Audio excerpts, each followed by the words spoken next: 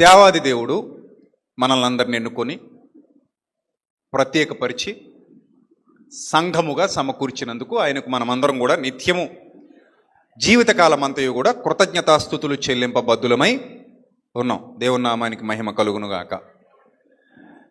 ఆయన మనల్ని ఎన్నుకోవడం, ఆయన ఎన్నికలో మనం ఉండడం, ఆ ఎన్నికలో మనము పట్టబడిన వారమై, వాక్యానికి పట్టబడిన వారమై ఇక్కడికి వచ్చి ఆయన ఎదుట ఆయన వాక్యము కొరకు కూర్చోవడం, ఇలా ఎందుకు జరిగింది అని లోకం ఎప్పుడు ఆలోచించదు. కానీ దేవుని బిడ్డగా, దేవుని కుమారుడుగా, పరిశుద్ధుడైన యేసుక్రీస్తును నమ్మిన వానిగా, ఇది నోట్ చేసుకోండి. లోకంలో ఎవరు ఇంత ధైర్యంగా చెప్పలేరు. నేను నమ్మిన వాడు పరిశుద్ధుడు, పవిత్రుడు, నిర్దోషి, నిష్కల్మషుడు, పాపులలో చేరక ప్రత్యేకముగా ఉన్నవాడు, పాపినైన నన్ను కరుణించుటకు సర్వశ్రేష్ఠుడు, సర్వ అర్హతలు కలిగినవాడు.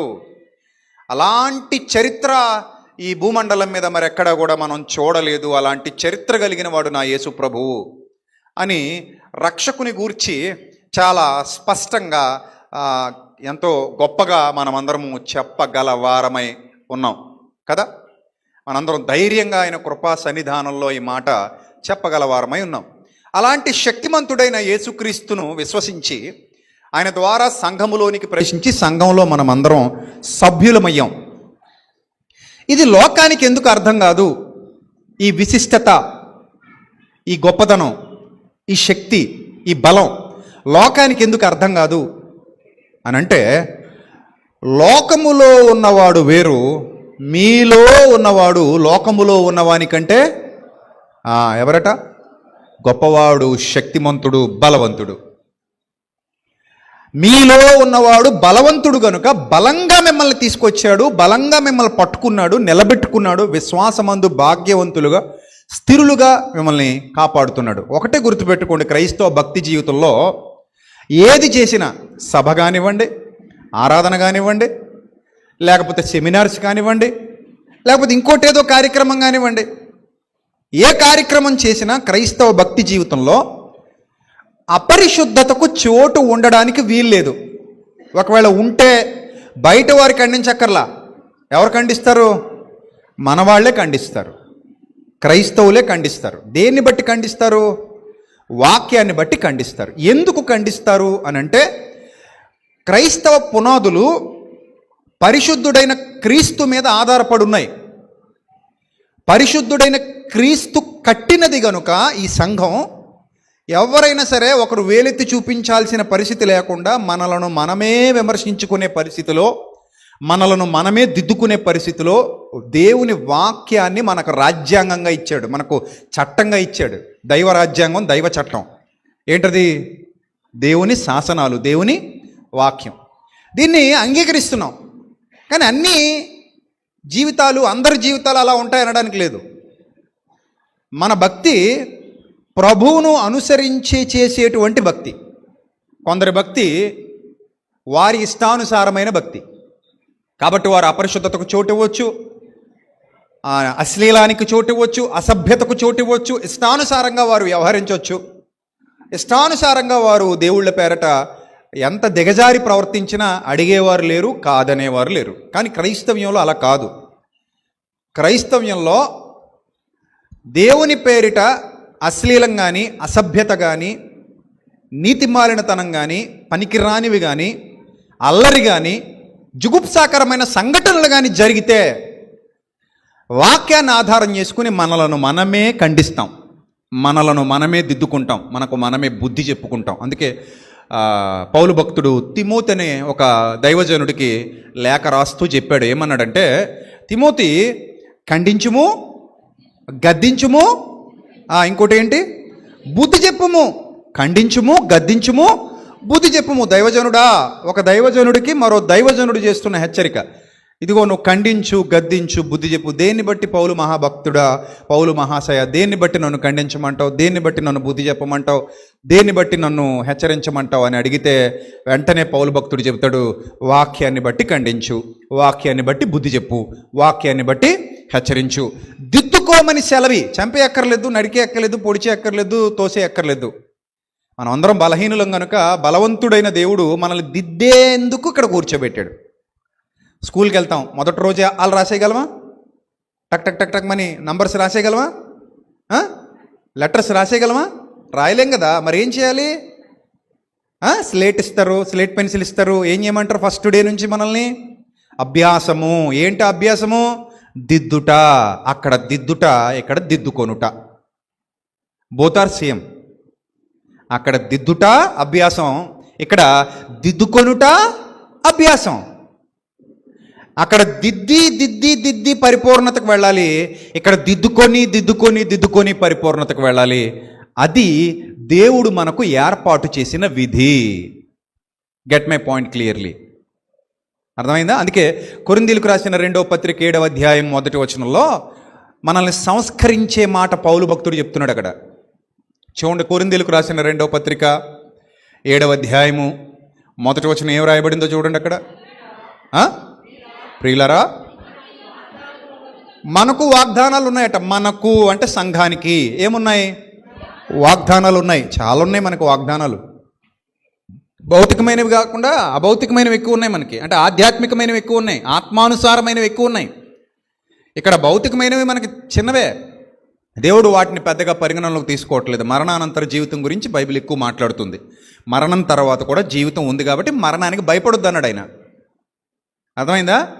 మరణానికి ఏమవద్దు, భయపడొద్దు. ఎందుకు భయపడొద్దు అని బైబిల్ చెప్తుందంటే మరణం తర్వాత కూడా నీకు జీవితం ఉంది. You have a wonderful life after death. నీకు మరణం తర్వాతే అద్భుతమైన జీవితం ఉంది. కాబట్టి నువ్వు భయపడొద్దు. రేపు చచ్చిపోతానేమో, ఎల్లుండి చచ్చిపోతానేమో, ఆ తర్వాత చచ్చిపోతానేమో, నా మట్టుకైతే బ్రతుకుట క్రీస్తు. చచ్చిపోతేనే లాభం అన్నాడు భక్తుడు. ఎప్పుడు లాభం అన్నాడు?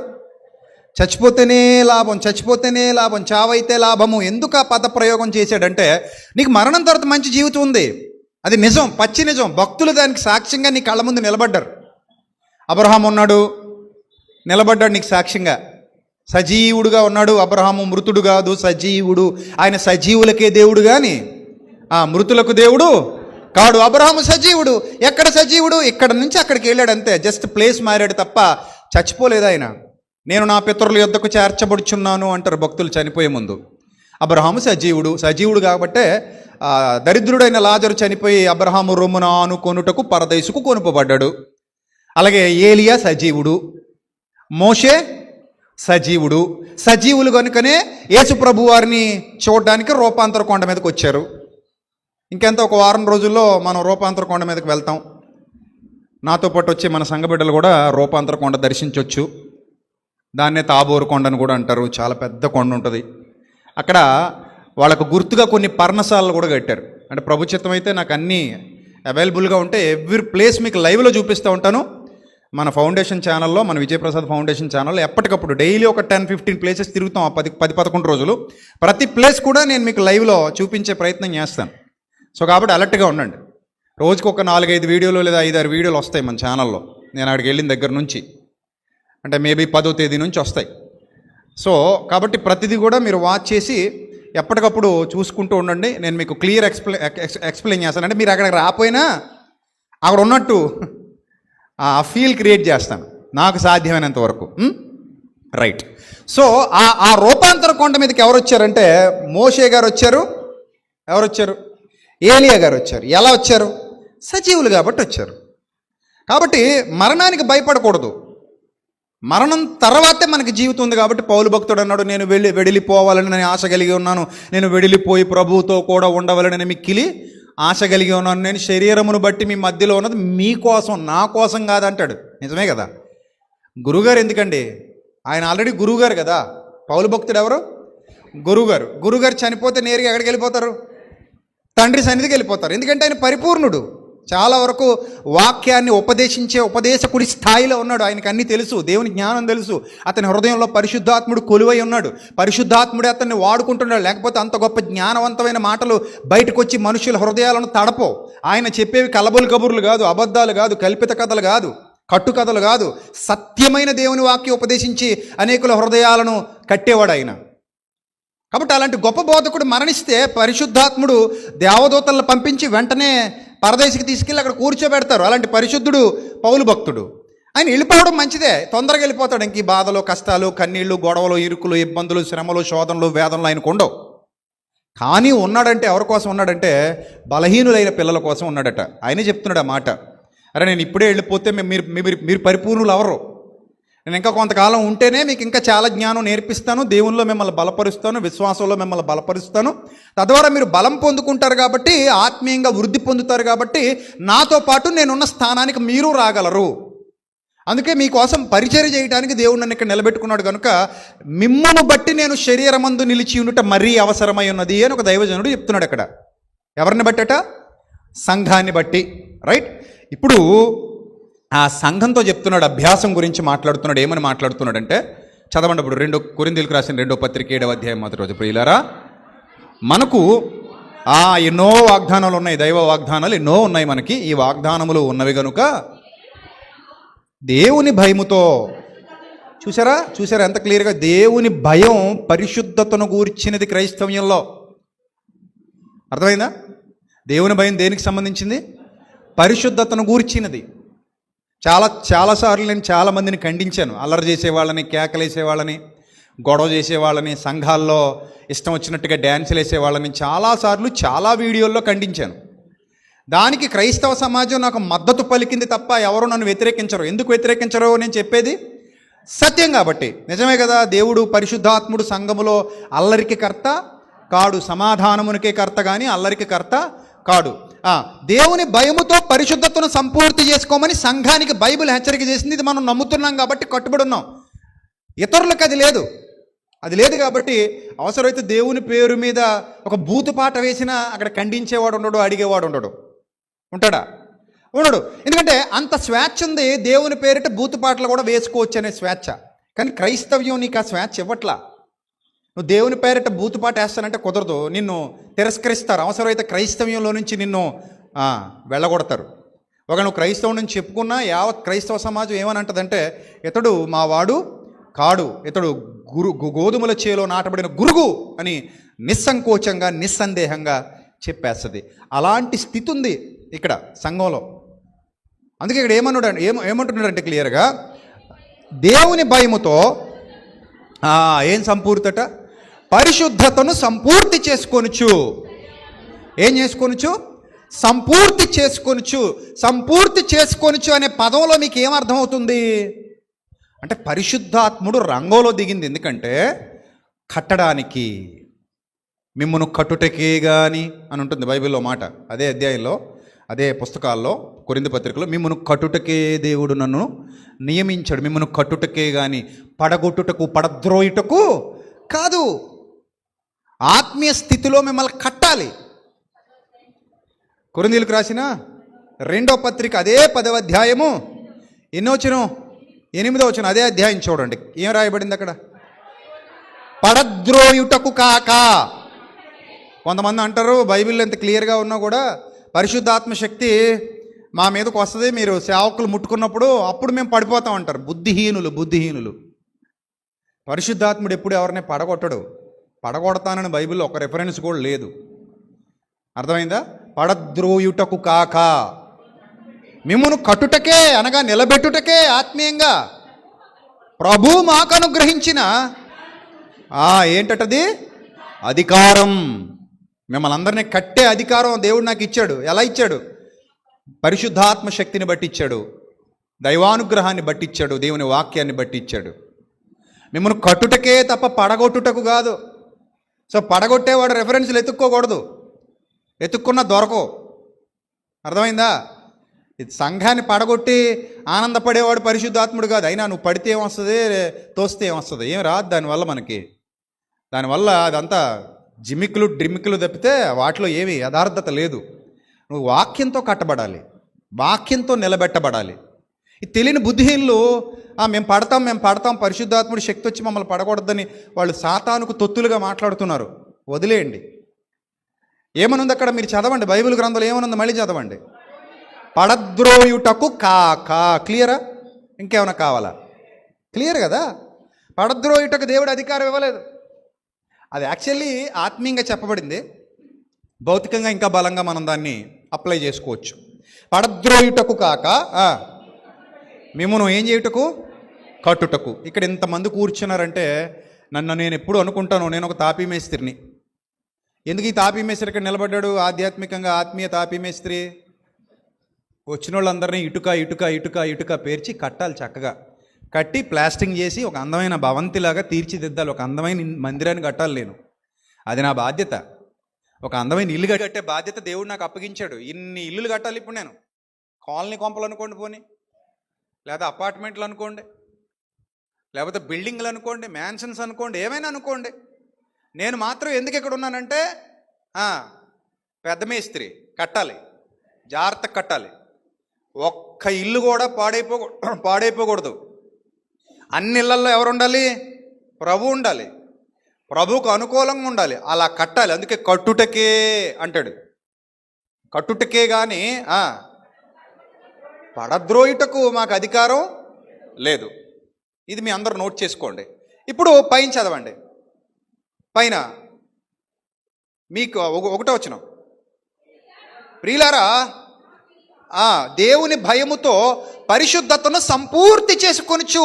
సంపూర్తి అంటే వన్ డేలో అయిపోయేది కాదమ్మా, గుర్తుపెట్టుకున్నామా. వారం వారం సంఘానికి రండి, మానకుండా రండి, సమయానికి రండి అని ఎందుకు చెప్తామంటే పాఠాలు మిస్ అవ్వద్దని. మీరు అక్కడికి ఎందుకు వస్తారు? దేవుని సన్నిధిలో పరిశుద్ధాత్మ సహవాసంలో ఆత్మీయ పాఠాలు నేర్చు. అర్థమైందా? ఈ రెండు ఎక్కడుంటాయో అది నిజమైన ఆరాధన. అందుకే మీరు ఒక సంఘాన్ని ఎన్నుకునేటప్పుడు అక్కడ పరిశుద్ధాత్మ ప్రభావం ఉందా లేదా అది చూసుకోవాలి. అంటే గలాటాలు, అల్లరి, కేకలు, గొడవలు కాదు సుమా, ఈ తొయిటాలు మొయిటాలు కాదు. పరిశుద్ధాత్మ ప్రభావం ఎలా ఉంటుందో మీరు దాన్ని దర్శించగలగాలి. రెండోది, సత్యమునకు పెద్దపీట వేస్తున్నారా లేదా అక్కడ అనేది చూడాలి. ఇది ఒక సంఘాన్ని ఎన్నుకునే ప్రక్రియ. అక్కడ సత్యం ఉందా లేదా, పరిశుద్ధాత్మ సహవాసం ఉందా లేదా, ఖచ్చితమైన వాక్య పరిచర్య జరుగుతుందా, లేక మ్యానిపులేషన్ చేస్తున్నారా, అక్కడ ఏ విధంగా మోటివేట్ చేస్తున్నారు, ఇవన్నీ మనం చూడాలి. కానీ ఈ రోజుల్లో అలా ఏం లేదు. అంత మోసం, అదో రకమైన భ్రమకు సాతాను మనుషులను అప్పగిస్తున్నాడు. కనుక చాలామంది వాక్యం విషయంలో బలహీనలు అయిపోతున్నారు, చాలామంది నిద్రిస్తున్నారట, చాలామంది ఆత్మీయంగా రోగులైపోయారట. అదవుతుందా? రైట్. ఇప్పుడు పరిశుద్ధాత్మ ద్వారా సంఘాలు కట్టబడాలి అంటే సంపూర్తి చేయబడాలి. మిమ్మల్ని మీరు ఏం చేసుకోవాలి? సంపూర్తి. దేనితో? సత్యముతో, ఆత్మతో, సత్యముతో మీరందరూ ఏమవ్వాలి? సంపూర్ణులు అవ్వాలి. సంపూర్ణులు అవ్వాలి అంటే ప్రతిరోజు మన హృదయ అంతరంగ స్వభావంలో మార్పులు చేసుకోవాలి. దేంతో? వాక్యంతో. బాప్తిస్మ పొందిన వెంటనే నువ్వేం పరిపూర్ణుడు కాదు. అర్థమైందా? పరిపూర్ణత టైం పడుతుంది. రోజు ఇప్పుడు 1వ తరగతిలో మొదలెట్టాను చదువుకోవటం. ఎప్పటి వరకు చెప్పండి? ఎప్పటి వరకు చదివాం? డిగ్రీ ఎప్పుడొచ్చింది? డిగ్రీ పట్టా ఎప్పుడొచ్చింది? 15 ఏళ్ళు దాదాపు కదా, 18 ఏళ్ళు అంతే కదా. దాదాపు 18 ఏళ్ళు 15 ఏళ్ళు పూర్తయ్యాక ఒక పట్టా తీసుకున్నాం. అది పిహెచ్డియో అదో ఇదో ఏదో ఒకటి తీసుకున్నాం. మ్యాక్సిమం అప్రాక్సిమేట్లో 15 ఏళ్ళు అనుకో. ఇదో 10th క్లాసు, ఇంటర్ 2 ఏళ్ళు, డిగ్రీ 3 ఏళ్ళు అనుకోపోను. అక్కడ ఆగు. ఎంత అయింది అక్కడికి? 15 అయిందిగా. ఆ తర్వాత నువ్వు పిహెచ్డీ చేసావు, ఇంకోటి చేసావు, తర్వాత చేద్దు. కానీ 15 ఏళ్ల పాటు చదివితే నీకేమొచ్చింది? డిగ్రీ వచ్చింది. ఏ రోజు చదివినా ఆ రోజు మర్చిపోయి కొత్త చదవడం కాసుమా. ఈ చదివింది వంట పట్టించేసుకోవాలి. ఆ తర్వాత పైకి ఎదగాలి. అర్థమైందా? ఇప్పుడు మనం తిన్నది వంట పట్టించేసుకున్న వాళ్ళని ఇంత అయ్యాం. అంతా మనకు నికరంగా నిలబడిపోయింది. ఇక్కడ నికరంగా నిలబడిపోయిందా? నిలబడలేదా? ఈ పిల్లర్ ఈ కింద నుంచి పైదాకా ఈ నిర్మాణం ఎలా జరిగింది? చిన్నప్పటి నుంచి కాంక్రీటు, సిమెంటు, ఐరన్, ఇసుక అనే ఆహార పదార్థాలు వేస్తున్నాం. అంటే దానికి ప్రోటీన్స్, మినరల్స్ ఇవన్నీ కూడా లోపల వేస్తున్నాం మనం ఆహార రూపంలో. వెయ్యిగా ఈ సంచిలో పడి, లోపల సంచిలో పడి కొంచెం కొంచెం కొంచెం అంటే ఇటుక ఇటుక ఇటుక ఇటుక ఇటుక పేర్చినట్టుగా ఇదిగో ఇంత అయ్యాం ఈరోజు మనం. ఇంత ఎలా అయ్యాం? ఇంత ఉన్నోళ్ళం, పుట్టికలో ఇంత ఉన్నోళ్ళం ఈరోజు ఇంత అయ్యామంటే ఎలా అయ్యాం? లోపల వేస్తున్నాం సంచిలో వేస్తుంటే అది వంట పడుతుంది. అది ఏ రోజు ఆ రోజు పోతుంది అనుకోండి, వంట పట్టకుండా అవుతావేటి? ఎలా ఉంటావు అప్పుడు? కొంతమంది పిల్లలు చూసారా, రక్తహీనత, అవేవో రకరకాల వ్యాధులు ఉంటాయి వాళ్ళకి, తిన్నా కూడా వాళ్ళలో రేనింపు ఉండదు. అరే తిన్న తిండి అంతా ఎక్కడికి పోతుందిరా అంటారు పెద్దోళ్ళు. వాళ్ళు తెలియకుండానే అంటారు ఆ మాట. ఏమంటారు? అరే తిన్న తిండి అంతా ఎక్కడ పోతుందిరా, నువ్వు ఎంత తిన్నా ఇలాగే ఉంటున్నావు ఏందిరా, నువ్వు తిండి బాగానే తింటున్నావు కదా, తినదంతా ఏమైపోతుంది, తినదంతా ఎక్కడికి పోతుంది అంటారా? అంటారా? ఇప్పుడు నేను కూడా ఏమనాలంటే, మీరు ఎప్పటి మాదిరి ఎక్కడ వేసిన గొంగళి అక్కడే అన్నట్టు ఉన్నారనుకోండి, విన్నదంతా ఏమైపోతుందిరా అనాలి. ఇది కూడా అక్షయాహారం. మరి అక్షయాహారం కూడా ఎప్పటికప్పుడు ఏమవ్వాలి? మీ ఆత్మలకి, దేహాలకు కాదు, మీ ఆత్మలకు అక్షయాహారం ఎప్పటికప్పుడు ఏమవ్వాలి? వంటబట్టాలి, లోపల బిల్డింగ్ తయారవ్వాలి, అలా కట్టబడాలి. అప్పుడు పరిశుద్ధత ఏమవుతుందట? సంపూర్తి అవుతుందట. It's a process. ప్రభువు నిన్ను తీసుకెళ్లేంత వరకు కూడా ఈ ప్రాసెస్ రన్ అవ్వాలి. అందుకే నువ్వు సంఘం అనే పాఠశాలలో కూర్చోవాలి, కూర్చొని ప్రభువులో ఎదగాలి. అలా నువ్వు అభ్యాసం దిద్దాలి, దిద్దుబాటు జరగాలి. మనం పుట్టుకతో గొప్పోళ్ళం కాదు, అసలు ప్రభులోకి వచ్చిందే ఆయన ద్వారా శిక్షణ పొందడానికి. అందుకే ఇందాక పాటలో శిక్షను తప్పించినందుకు ఆరాధన, శిక్షణ ఇప్పించినందుకు ఆరాధన. శిక్షను తప్పించాడు, శిక్షణ ఇప్పిస్తున్నాడు. ఇది శిక్షణ. ఇది శిక్షణ ఇప్పించే కార్యక్రమం. మిమ్మల్ని అందరినీ కూర్చోబెట్టి శిక్షణ ఇప్పిస్తున్నాడు. శిక్షను తప్పించి శిక్షణ ఇప్పించడానికి తీసుకొచ్చాడు. అర్థమైంది కదా? సో ఇది మనకు బాగా అర్థమైతే పరిశుద్ధతను సంపూర్తి చేసుకొనుచు, నెక్స్ట్ చదవండి, శరీరమునకు ఆత్మకు కలిగిన సమస్త కల్మషము నుండి ఆత్మతో సత్యముతో మనలను మనమే ఎలా చేసుకోవాలమ్మా? పవిత్రులుగా చేసుకోవాలి. ఎందుకు ఈ విషయం మీద మనకు అవగాహన రావాలంటే ప్రియులరా, గతములో మనం అందరం కూడా ఈ మందిరంలో దేవుని ఆత్మను ఉంచిన వారము కాము. ఈ సంగతి మీ అందరికీ తెలుసు. మన మందిరంలో ఇది వరకు ఏ ఆత్మ ఉండేది అది మనకు తెలియదు కూడా, ఇప్పుడున్న వాళ్ళకు కూడా తెలియదు. మీరు ఏ ఆత్మకు మందిరాలు అని అడగండి, వాళ్ళకే తెలియదు ఏ ఆత్మకు మందిరాలుగా ఉన్నారో వాళ్ళు. మన మందిరములో ఒకనాడు దురాత్మ నివాసం చేసేవాడు. లూకాసు వార్త 11వ అధ్యాయం అనుకుంటాను, చూడండి. లూకాసు వార్త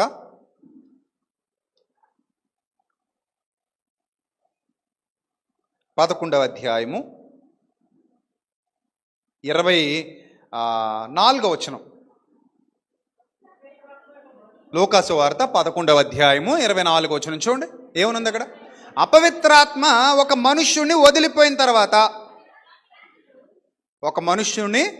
వదిలిపోయిన తర్వాత, అంటే ఎప్పుడు వదిలిపోద్ది? ఎప్పుడైతే నీలోనికి వాక్యం వస్తుందో, వాక్యం ఉన్న చోట దుష్టుడు ఉండడు. నిజమే, వాక్యం ఉన్న చోట వాడికి అనుమతి ఉండదు, వాడు ఉండలేడు అక్కడ. వాక్యం ఉన్న చోట ఎవరు ఉండలేరు? దుష్టుడు ఉండలేడు. మీరు భయపడక్కర్లేదు, దుష్టుడు వచ్చేసాడేమో అలాగేమో ఇలాగేమో, నువ్వేం భయపడక్కర్లా. ఎందుకంటే వాక్యం ఉన్న చోట దుష్టుడికి చోటు లేదు, వాడక్కడ ఉండలేడు, ఉండటానికి సాధ్యం కాదు. నీ పిరికితనం, నీ భయం ఒకవేళ ఉంటే తీసేయి, వాడు ఉండడానికి వాడికి ఆ హృదయంలో వాడు ఉండలేడు.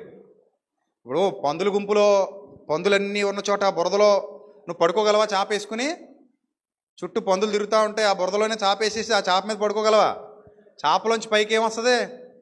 ఆ బురద వస్తుంది కదా, నీ దుప్పట్లన్నీ ఏమవుతాయి? బురదమయం అవుతాయి. అవి తోకలు ఊపుతూ నీ మీద పడి దొక్కుతాయి.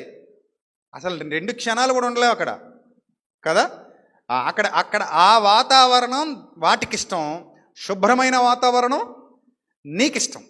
అందుకే కడుగబడిన పంది మరలా బురదలో దొర్లినట్టు అన్న సామెత చొప్పున వారికి సంభవించినట్టు పేతురు భక్తుడు ఆ మాట ఎందుకన్నాడంటే దాన్ని ఉద్దేశించే. అర్థమైందా? సో కాబట్టి అపవిత్రాత్మ ఒక మనుష్యుని వదిలిపోయిన తర్వాత బాప్తిస్మం పొందిన ప్రతి వారిలో దేవుని మందిరం కట్టబడుతుంది. మీ అందరిలో, బాప్తిస్మం పొందిన మీ అందరిలో దేవుని మందిర నిర్మాణం ప్రారంభమైపోయింది. మీరు ఆ మందిర నిర్మాణంలో ఉన్నారు ఇప్పుడు, రైట్? సో ఈ మందిర నిర్మాణం జరిగేటప్పుడు, బాప్తిస్మం పొందిన మీలో మందిర నిర్మాణం జరిగేటప్పుడు వెళ్ళిపోయాడు కదా అపవిత్రాత్ముడు, ఎవరు వస్తారంటే పరిశుద్ధాత్ముడు రావాలి. ఇప్పుడు ఈ మందిరంలో ఎవరు ఉండాలి? పరిశుద్ధాత్ముడు ఉండాలి.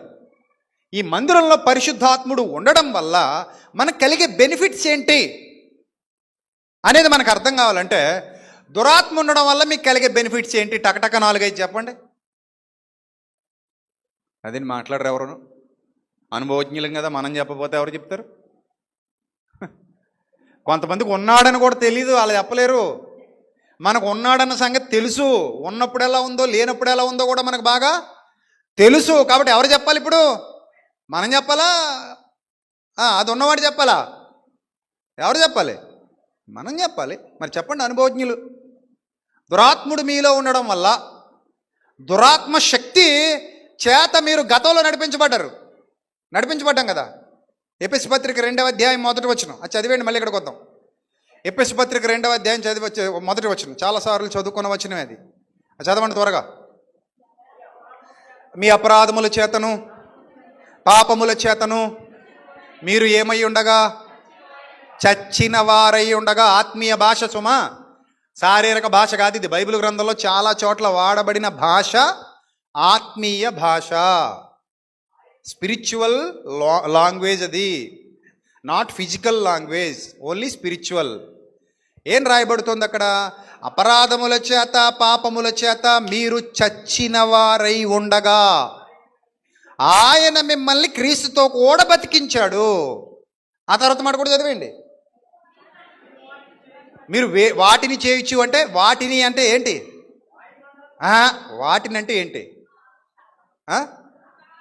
అది పైన చెప్పినవి ఏవైతే ఉన్నాయో అవే అపరాధములు పాపములు. మీరు వాటిని చేయొచ్చు అనగా ఏ అపరాధాల గురించి పాపాల గురించి అయితే పై వచనంలో మాట్లాడించాడో ముక్తాయించాడో ఆ వాటి గురించి మాట్లాడుతున్నాడు. ఆ అపరాధాలు పాపాలు మీరు వాటిని చేయొచ్చు.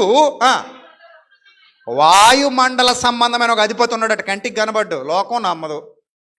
శాస్త్రవేత్త దగ్గరికి వెళ్ళి దురాత్మలు పైన తిరుగుతున్నాయంటే నమ్ముతారా? వాళ్ళకెందుకు నమ్ముతారు? నమ్మరు. దేవుణ్ణి నమ్మరు, దురాత్మనే నమ్మరు కదా. సో వాయుమండల సంబంధమైన అధిపతి ఉన్నాడు, వాడే అపవాది. వాడు చక్క కవ్వం తెచ్చుకొని నీ తలపైన చిన్న కన్నం పెట్టుకొని చిలుకుతా ఉంటాడనమాట వాడి మాయలోకి నేను తీసుకెళ్ళడానికి. అందుకే జాగ్రత్తగా ఉండాలి. ఆలోచనల ద్వారా మనలోనికి ప్రవేశిస్తాడు వాడు, అంతే. అంతకు మించి నేను పట్టుకోవటాలు పీకనొక్కటాలు ఏమి ఉండవు. భయపడిపోకు. నీ మీద పడిపోవటాలు, నీ పీకనొక్కటాలు, నిన్ను ఇబ్బంది పెట్టటాలు వాడి వల్ల కాదు. అది వాడికి అనుమతి లేదు. ఎందుకంటే నువ్వు వాక్యంలో ఉన్నావు, నువ్వు బాప్తిస్మం పొందిన బిడ్డవి, దేవుని సన్నిధిలో ఉన్న బిడ్డవి. దేవుడు నిన్ను విడువడు, ఎడబడి. నా సొత్తు దొంగోడొచ్చి ముట్టుకుంటే, నా పర్సు దొంగోడొచ్చి తీస్తున్నాడు అనుకోండి, ఏమంటాను నేను? ఏం చేస్తున్నావు అంటాను, అంతేనే కదా. ఒక రోజు మేము ఎక్కడో కారు పార్క్ చేసాం. కారు పార్క్ చేసి నేను కారులో కూర్చున్న, సీట్ ఇలా వెనక్కి వేసుకుని కూర్చున్నా. నాతో పాటు విశ్వ ఉన్నాడు. వీళ్ళందరూ లోపలికి వెళ్ళారు, మీ వదినమ్మ వీళ్ళందరూ లోపలికి వెళ్ళారు. విశ్వ నాతో పాటు ఉన్నాడు. నేను వెనక్కి సీట్ బెండ్ చేసుకుని పడుకున్నా. అలాగా వీడు అద్దం దగ్గరికి వెళ్ళి ఏదో చేస్తుంటే వాడు ఎవడో వచ్చాడు. వచ్చి అద్దం దగ్గర ఉండి పిల్లాడిని రమ్మంటున్నాడు. రా బయటికి రా అని. అటు చూస్తున్నాడు అటు ఇటు ఎవరు ఉన్నారు లేదా అని. ఈయన రమ్మంటున్నాడు బయటికి. నేను కనబడట్లేదు ఆడికి, డౌన్లో ఉన్నాను కదా, నేను కనబడట్లే. ఇవి ఒక్కడే కనబడుతున్నాడు అద్దం దగ్గర చూస్తుంటే. ఈడెవడో వచ్చాడని చెప్పి నన్ను పిలుస్తున్నాడు. పిలుస్తుండే నేను వెంటనే ఇలా లేచి గ్లాస్ దించి, ఏందిరా కథ, ఏం కావాలరా నీకు అన్నాను. ఎవర్రా నువ్వు, అసలు ఏం కావాలి నీకు అనేసరికి పరుగు మాట్లాడతారా, ఎల్లరా మాట్లాడుకుందాం రా, ఎల్లరా అని పిలుస్తుంటే పారిపోతున్నాడు. ఎందుకు నేను లేననుకోండి, ఆడేం చేస్తాడు? ఏదో చేస్తాడు. ఏముంటుంది, పట్టుకెళ్ళిపోవడం, లేకపోతే ఏది ఉంటుంది దోచుకోవడం, అయితే పిల్లల్ని ఎత్తుపోవడం, అయితే పిల్లల్ని తీసుకెళ్ళడం, ఏడు చేస్తాడు. సో నేను ఉన్నాను కదా అక్కడ. నన్ను చూడగానే ఆడికి భయం వేసింది. భయం వేసి పరువు లంఘించుకున్నాడు. అమ్మో కారులో ఉన్నాడు, బాబు ఎవడున్నాడు అని.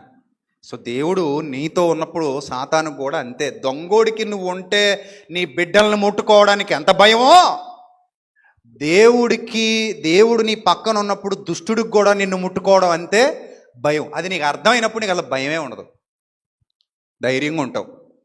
ఇప్పుడు మనం ఉన్నప్పుడు మన పిల్లలు ఎలా ఉంటారండి? కుక్కలు వస్తాయేమో అని భయపడతారా? పాములు వస్తాయేమో అని భయపడతారా? దొంగలు వస్తారేమో అని భయపడతారా? ఏం భయపడరు. చీకట్లో కూడా ధైర్యంగా నడిచి వెళ్ళిపోతారు పిల్లలు. ఎవరున్నప్పుడు?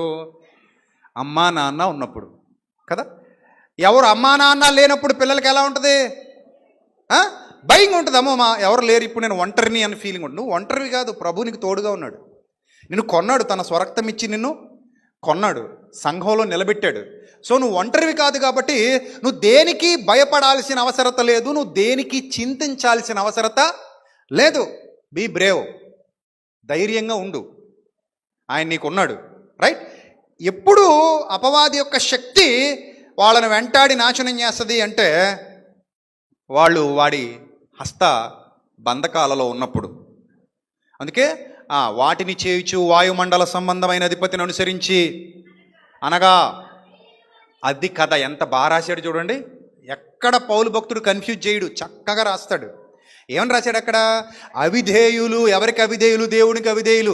దేవునికి అవిధేయులైన వారిని ఇప్పుడు ప్రేరేపిస్తుంది అట ఒక శక్తి. అదే ప్రేరేపణ. నోట్ చేసి పెట్టుకోండి, రాసుకుని పెట్టుకోండి. అపవాది ప్రేరేపణ. ప్రేరేపణ అంటే జస్ట్ ఒక విత్తనం నీ మైండ్లో పడేయడు. ఏం పడేయడు? ఒక విత్తనం తీసుకొచ్చి నీ మైండ్లో పడేయడం. నీ మైండ్లో అలా పడేస్తాడు. అంటే ఒక చిన్న విత్తనం తీసుకొచ్చి నీ మైండ్లో పడేస్తాడు.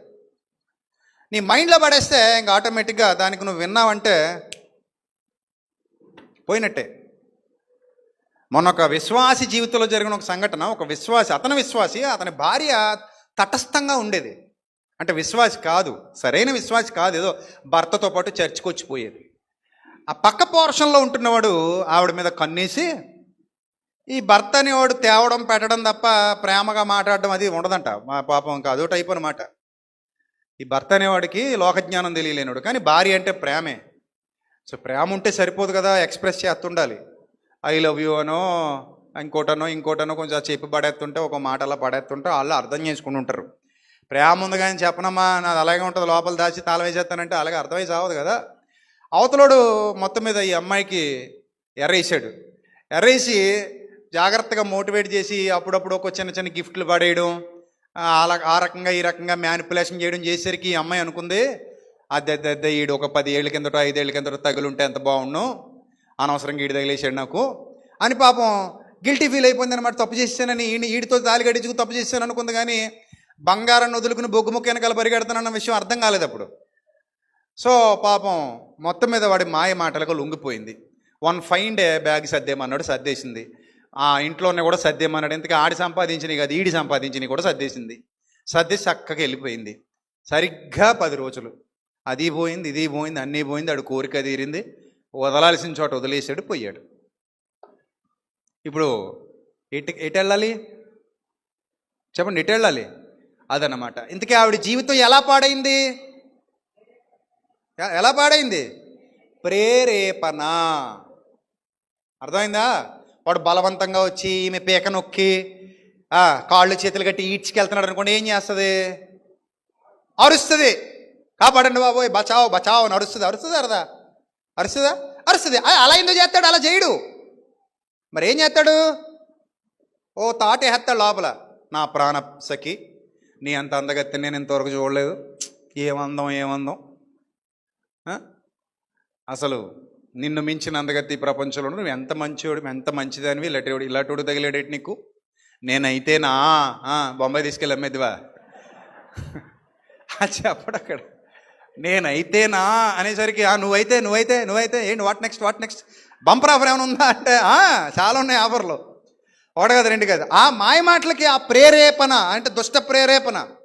చాలామంది ఆ దుష్ట ప్రేరేపణలుగా పడిపోతుంటారు. మోటివేషను, ఒక చెడ్డ కార్యాలు నీ ద్వారా జరిగించుకోవడానికి, వాడి స్వార్థాన్ని నీ బ్రతుకులో తీర్చుకోవడానికి, నీ బ్రతుకు ద్వారా ఒక చెడ్డ ఆలోచన అనే విత్తనం నీ మనసులో పడేస్తాడు. మనసులో పడేసి ఊరుకుంటాడు అనుకోకండి, రోజు ఆ విత్తనాన్ని నీరు పోస్తుంటాడు. మరి ఎదగాలి కదా అది. నిన్ను చూడడానికి వస్తాడు, కలవడానికి వస్తాడు, మాట్లాడుతుంటాడు, నవ్వుతుంటాడు, బాబా ఇంకా టైం అంతా నీ కోసం కేటాయిస్తారు. ఎందుకు? విత్తనం వేసాడు దానికి ఇప్పుడు ఏం పోయాలి? మెల్లిగా నీళ్లు పోయాలి. మీ ఆయన అనుకుంటాడు, ఇది నా పెరట్లో మొక్క కదా, నేను ఎందుకు నీళ్లు పోయాలి, ఇక ఆల్రెడీ నా చెట్టే కదా, నేనే జాగ్రత్తగా చూసుకుంటున్నాను కదా, కాపాడుకుంటున్నాను కదా అని తెంగరోడు అనుకుంటాడు కదా. సో కనీసం దగ్గరికి వచ్చి ఆ చెట్టుతో ముచ్చట్లాడి ఉంటే గొడవ ఉండదు. అప్పుడప్పుడు నాకు అనిపిస్తుంది, అవ్వతో సాతాను మాట్లాడేటప్పుడు ఆదాము ఎక్కడికి వెళ్ళాడబ్బా అనిపిస్తుంది. నిజమే కదా. మరి అది ఇప్పటికే నాకు $1 మిలియన్ వచ్చిన బైబిల్లో దానికి ఆన్సర్ కనబడలా. ఈయన అసలు ఎక్కడికి వెళ్ళి ఉంటాడు? ఏం పని బాట లేదాయే, పోనీ ఇగో కూలి పనికి వెళ్ళొస్తాను జాగ్రత్త అని చెప్తే ఒక అర్థం ఉంది. కూలి పని లేదాయే, ఆఫీస్కి వెళ్ళొస్తానడానికి ఆఫీస్ లేదాయే, ఓ పిల్లల్ని స్కూల్లో దిగబెట్టి వస్తానడానికి పిల్లలు లేరాయే, స్కూల్ లేదు, ఓన్లీ బట్టలు కొనుక్కొస్తానని చెప్పడానికి అప్పటికి చందన బ్రదర్స్ లేదు, ఆ బొమ్మన బ్రదర్స్ లేదు, మరి ఈయన ఎక్కడ పోయి ఉంటాడు? అదనమాట అసలు విషయం. నువ్వు ఎప్పుడైతే వదిలేసిపోతున్నావో నీ ప్రాపర్టీని, దుష్టుడు ఏం చేస్తాడు? మెల్లిగా వస్తాడు ఆక్రమించుకోవడానికి. ఆ దుష్టుడి చేతికి ఇచ్చినట్టే మన ధనాన్ని, మన సొత్తుని. అది ఎవరైనా సరే, నువ్వు నీ భర్తను వదిలేసినా అదే జరిగేది, నీ భార్యను వదిలేసినా అదే జరిగేది, నీ పిల్లల్ని వదిలేసినా అదే జరిగేది. దుష్టుడు వస్తాడు, వాడు ఎదురు చూస్తున్నాడు, ఎవరిని మింగుదునా అని. మింగడం అంటే అర్థం ఏంటి? ఇప్పుడు కప్పనే పాము మింగినట్టు మింగుతాడు అనుకుంటున్నారా? కాదు, చిన్న విత్తనం వేసిపోతాడు, నీళ్ళు వేస్తుంటాడు, తర్వాత ఎవరికి కనపడకుండా లోపల ఎదుగుతూ ఉంటుంది అది. ఇస్కరియోతు యోధ హృదయంలో అపవాది ఆలోచన పుట్టించి ఉండెను. చదువుకున్నారు కదా యోహాను సువార్త 13వ అధ్యాయంలో 2వ వచనంలో. తర్వాత మళ్ళీ చదువుకోండి ఇంటికి వెళ్ళాక, చాలాసార్లు చదివేసుకున్నారు, ఇప్పుడు ఎంత ఎక్కర్లా. సో అలాగా ఒక విత్తనం వేసి నీళ్ళు వేస్తూ ఉంటాడు, ఆ నీళ్ళకి మొక్క ఎదుగుతూ ఉంటుంది, మోసపోతారు. అందుకే ప్రేరేపణ, దుష్ట ప్రేరేపణ చాలా ప్రమాదకరం. దేవుని పిల్లలారా జాగ్రత్త. ఒక దుష్ట ప్రేరేపణ కుటుంబాన్ని నాశనం చేసేస్తుంది. ఒక దుష్ట ప్రేరేపణ ఆత్మీయ జీవితాన్ని నాశనం చేసేస్తుంది. ఒక దుష్ట ప్రేరేపణ మంచిగా నిన్ను నిర్ణయం తీసుకోనివ్వదు. నీ లైఫ్ ఎక్కడ బాగుంటుందో చూసుకోవాలి నువ్వు. ఎవరి మాట వింటే నీ లైఫ్ బాగుంటుంది, ఎక్కడుంటే నీ లైఫ్ బాగుంటుంది, ఎవరి దగ్గర ఉంటే నీ లైఫ్ బాగుంటుంది, ఎవరు నిన్ను ప్రొటెక్ట్ చేస్తారు, ఎవరు నిన్ను బాగా చూసుకుంటారు, ఎవరు నిన్ను కాపాడతారు, ఎవరు నిన్ను మోసం చేస్తారు, ఇవన్నీ అంచనా వేయగలిగే సామర్థ్యం ఎక్కడుండాలి? మన హృదయంలో ఉండాలి. పరిశుద్ధాత్ముడు ఇవ్వాలి. రైట్. ఇప్పుడు ప్రేరేపణ అర్థమైపోయింది కదా. దుష్టుడు మింగడం అంటే అర్థం ఏంటి? జస్ట్ ఒక దుష్ట ఆలోచన నీ మైండ్లో పడేసిపోవటం అంతే, అంతకు మించి ఏమీ లేదు. రైట్. ఆ నెట్వర్క్ ఆడికి అబ్బో చాలా ఉంది. ఒకటి వేస్తాడు, అది పడకపోతే ఇంకోటి వేస్తాడు, అది పడకపోతే ఇంకోటి వేస్తాడు. ఆప్షన్స్ ఉండవు అక్కడ. ఏదో 3 వేసిన తర్వాత మళ్ళీ మూడు రోజుల దాకా మీకు ప్రయత్నం చేయడానికి కుదరదు అన్నట్టు ఉండదు. అప్పుడప్పుడు చూడండి, పాస్వర్డ్ తప్పు కొట్టారనుకో 24 గంటల పాటు యాప్ ఓపెన్ అవ్వదు. అవునా? మీ బ్యాంక్లోకి వెళ్ళి, బ్యాంక్ యాప్లోకి వెళ్ళి పాస్వర్డ్ రాంగ్ టైప్ చేశారనుకోండి, ఎన్ని రోజులు టైం ఇస్తాడు? బాబు నాయన 24 అవర్స్ వరకు పని అవుతానా అంటాడు. మళ్ళీ 24 అవర్స్ తర్వాత మళ్ళీ అదే చేసేవానికి ఏమంటాడు? ఈసారి బ్రాంచ్కి వెళ్ళరా బాబయ్య, ఇంకెక్కడ నీకు వర్కౌట్ అవ్వదు, నీకు దగ్గరలో ఉన్నటువంటి బ్రాంచ్కి వెళ్ళరా బాబయ్య అంటాడు. అర్థమైందా? సో మనకి ఈ అపవాదికి ఆ లిమిట్లు లేవు, దుష్టుడికి లిమిట్లు లేవు. No limit. ఎన్నైనా వేస్తాడు, ఎంతమందితో అయినా ఇస్తాడు. వాడి శక్తులన్నీ కలిపి 100 వేయొచ్చు రోజుకి, లేకపోతే 1000 వేయొచ్చు. దేనికి పడినా నువ్వు పడవచ్చు, దేనికైనా పడవచ్చు నువ్వు. నీ దుష్టుడు నీ బతుకును పాడు చేయాలనుకుంటున్నాడు, ఆత్మీయ స్థితిని, నీ ఆత్మీయ స్థితిని నాశనం చేయాలనుకుంటున్నాడు. అది ఒక్కటే వాడి గోలు. ఎందుకంటే నువ్వు ఇది వరకు ఎలా ఉండేదాను, ఇప్పుడు అలాగే ఉండాలి. ఆడి తల్లిగా భావిస్తున్నాడు నిన్ను. తల్లి దగ్గరికి రా, తిరిగి రా అంటాడు. మళ్ళీ వారు దరిద్ర కొట్టి తల్లి, నీ తల్లి నాకు వద్దురా నాయనా, నువ్వు ఏ టైపు తల్లివో నాకు తెలుసు, ఈ తల్లి నాకు వద్దు, దిక్కుమాల తల్లిది. అందుకనే నా తండ్రి దగ్గరికి వచ్చా, ఈ దిక్కుమాల తల్లిని వదిలేసి. అర్థమైందా? వాడు అంటాడు, నేను నీ తల్లిని రా రా రా రా అంటాడు. ఇదివరకు ఇక్కడే ఉండేదానివి, నువ్వు రా, ఇక్కడే ఉండేవాడివి, రా రా అంటాడు. కటువుగా పిలవడు. ఎలా పిలుస్తాడు? ప్రేమగా. మీరు అనుకోవచ్చు దుష్టుడు అంటే వస్తాడు, అలా రాడు. ఆడ తెంగరోడు ఏం కాదు, ఆడ తెంగరోడు కాదు. అలా అంటే నువ్వు వెళ్తావేటి? చిన్నపిల్లల దగ్గరికి వెళ్ళి 4 పీకుతాను సంఖ్య ఎక్కుతా ఎక్కువ అంటే ఎక్కుతారు ఇటోళ్ళు. ఏం చేస్తారు చెప్పండి? ఏం చేస్తారు? పిల్లలు ట్రై చేసి చూడండి. అన్నావు అనుకో, చాక్లెట్ కొంటాను రా అంటే వస్తాడా? మరి ఏమనాలి చెప్పండి? ఏమనాలి? ఆ చాక్లెట్ పట్టుకెళ్ళి నీట్గా నిమురుతూ, హాయ్ నాన్న, బంగారం, బుజ్జిబాబు, చిన్నబాబు, తిన్నానా అంట. అప్పుడు వస్తాడు. నువ్వైనా అంతే, ఎవడైనా అంతే. టెక్నిక్. దుష్టుడు కూడా సేమ్ ఇదే టెక్నిక్ ప్లే చేస్తాడు తప్ప నీ దగ్గరికి వచ్చి అని పళ్ళు వేసుకు బెదిరించడాలు, కళ్ళు వేసుకు బెదిరించడాలు అలాంటివి ఏమి ఉండవు. అంతా నీ పిచ్చి భ్రమలో నువ్వు సినిమాలు చూసి నేర్చుకున్న జ్ఞానం అది. ఇస్కరియోతు దగ్గరికి ఏమైనా ఎగురుకుంటూ వచ్చాడటి? పెద్ద పెద్ద అగ్గినిప్పులతో మండే కళ్ళు, పెద్ద పెద్ద కొమ్ములు, పెద్ద నాలుక, ఒక 100 చేతులు వేసుకొని, తోక వేసుకుని ఎగురుకుంటూ వచ్చి యోధా అన్నాడా? యేసు ప్రభువు నమ్మేయి అన్నాడా? మరి ఏమన్నాడు? ఎవడో వచ్చినట్టు కూడా తెలియదు. యోధా సాతాను చేత మింగబడుతున్నాడన్న సంగతి ఎవరికి కూడా తెలీదు, యోధాకు కూడా తెలియదు. అర్థమైందా? అంత టెక్నిక్గా మింగేస్తాడు. మీరు కాల్లో స్నానానికి వెళ్ళారనుకోండి, జలగ మిమ్మల్ని పట్టుకుందనుకోండి, బొడ్డెక్కి చూసుకునేంతవరకు అది పట్టుకుందన్న సంగతి కూడా మీకు తెలీదు. ఏమై రైట్ ఆర్ రాంగ్? నీటిలో ఉన్నంతసేపు దానికి అసలు అస్సలు నొప్పి, అది ఆ డాక్టర్ అంటాడు చూడండి అప్పుడప్పుడు, అస్సలు నొప్పి ఉండదమ్మా మెల్లిగా చేస్తాను, అస్సలు తెలియదమ్మా మెల్లిగా చేస్తాను, చేసినట్టు కూడా ఉండదమ్మా అంటారు చూసారు. అలా చేసినట్టు కూడా ఉండదు అన్నట్టు, జలగ కుట్టినట్టు కూడా ఉండదు అన్నట్టు, సాతాను పట్టినట్టు కూడా ఉండదు. అర్థమైందా? అసలు అది పట్టాడన్న విషయం కూడా తెలియదు. అందుకే పరిశుద్ధాత్మ శక్తి, సహవాసం, బలం, ఆరోగ్యకరమైన వాతావరణం చాలా అవసరం నీకు. అందుకే దేవుడు సంఘంలో కూర్చోబెట్టి శిక్షణ ఇస్తున్నాడు. ఈ శిక్షణ ఇవ్వకే చాలా సంఘాలు భ్రష్టుపట్టిపోతున్నాయి. ఇలాంటి వాక్యం దొరక్క నాశనం అయిపోతున్నారు చాలామంది. నేను అదే బాధపడుతుంటాను చాలా సంఘాలని చూసి. గోల, అల్లరి, కట్టుకథలు, కళ్ళబొల్లి మాటలు, కామెడీ డైలాగులు, ఏవో పనికిమాల మాటలు, చెత్త మాటలు, ఏదో కామెడీ షోల్లో నవ్వించి కవ్వించే మాటలు చెప్తారు చూడండి. అవి చెప్పి పబ్బం గడిపేస్తున్నారు కొంతమంది. అది ఆత్మీయ జీవితానికి ఎలాంటి ప్రయోజనకరమైన సందేశం కాదు. సో ఇప్పుడు మీ అందరికీ అర్థమైపోయింది కదా, ఆడు విత్తనం వేయడం తెలీదు, నీరు పోయడం తెలీదు, పట్టడం తెలీదు, ఏమీ తెలీదు. అలాంటి వాయుమండల సంబంధమైన అధిపతిని అనుసరించి చదవండి. ఎఫెసీ పత్రిక 2వ అధ్యాయం 2వ వచనం.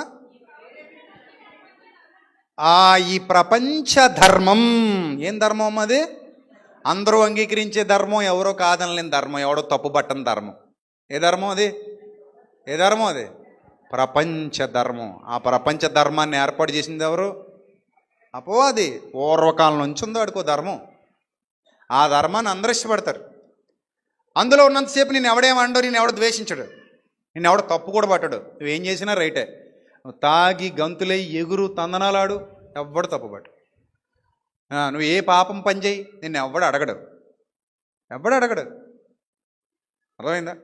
ఇప్పుడు బయట వాళ్ళకే నీకు తేడా నువ్వు గమనించవలేదో, వాడు తప్పు చేశాడు అనుకోండి, ఏ దేవుణ్ణి నమ్ముకున్నావు కదా అని ఎవడని అంటాడా? విన్నా వీటి ఎప్పుడైనా? నేను ఎప్పుడు వినలేదు. అది ఇప్పుడు నేను కానీ నువ్వు కానీ తప్పు చేస్తే ఏమంటాడు?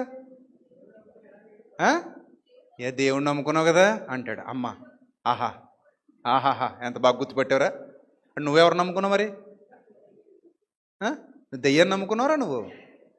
అది ఆ దుష్టుడి యొక్క ఆలోచన విధానం అలా ఉంటుంది. అర్థమైందా? ఈ ప్రపంచ ధర్మము చొప్పున మునుపు మీరు నడుచుకుంటారు, మీకు తెలీదు.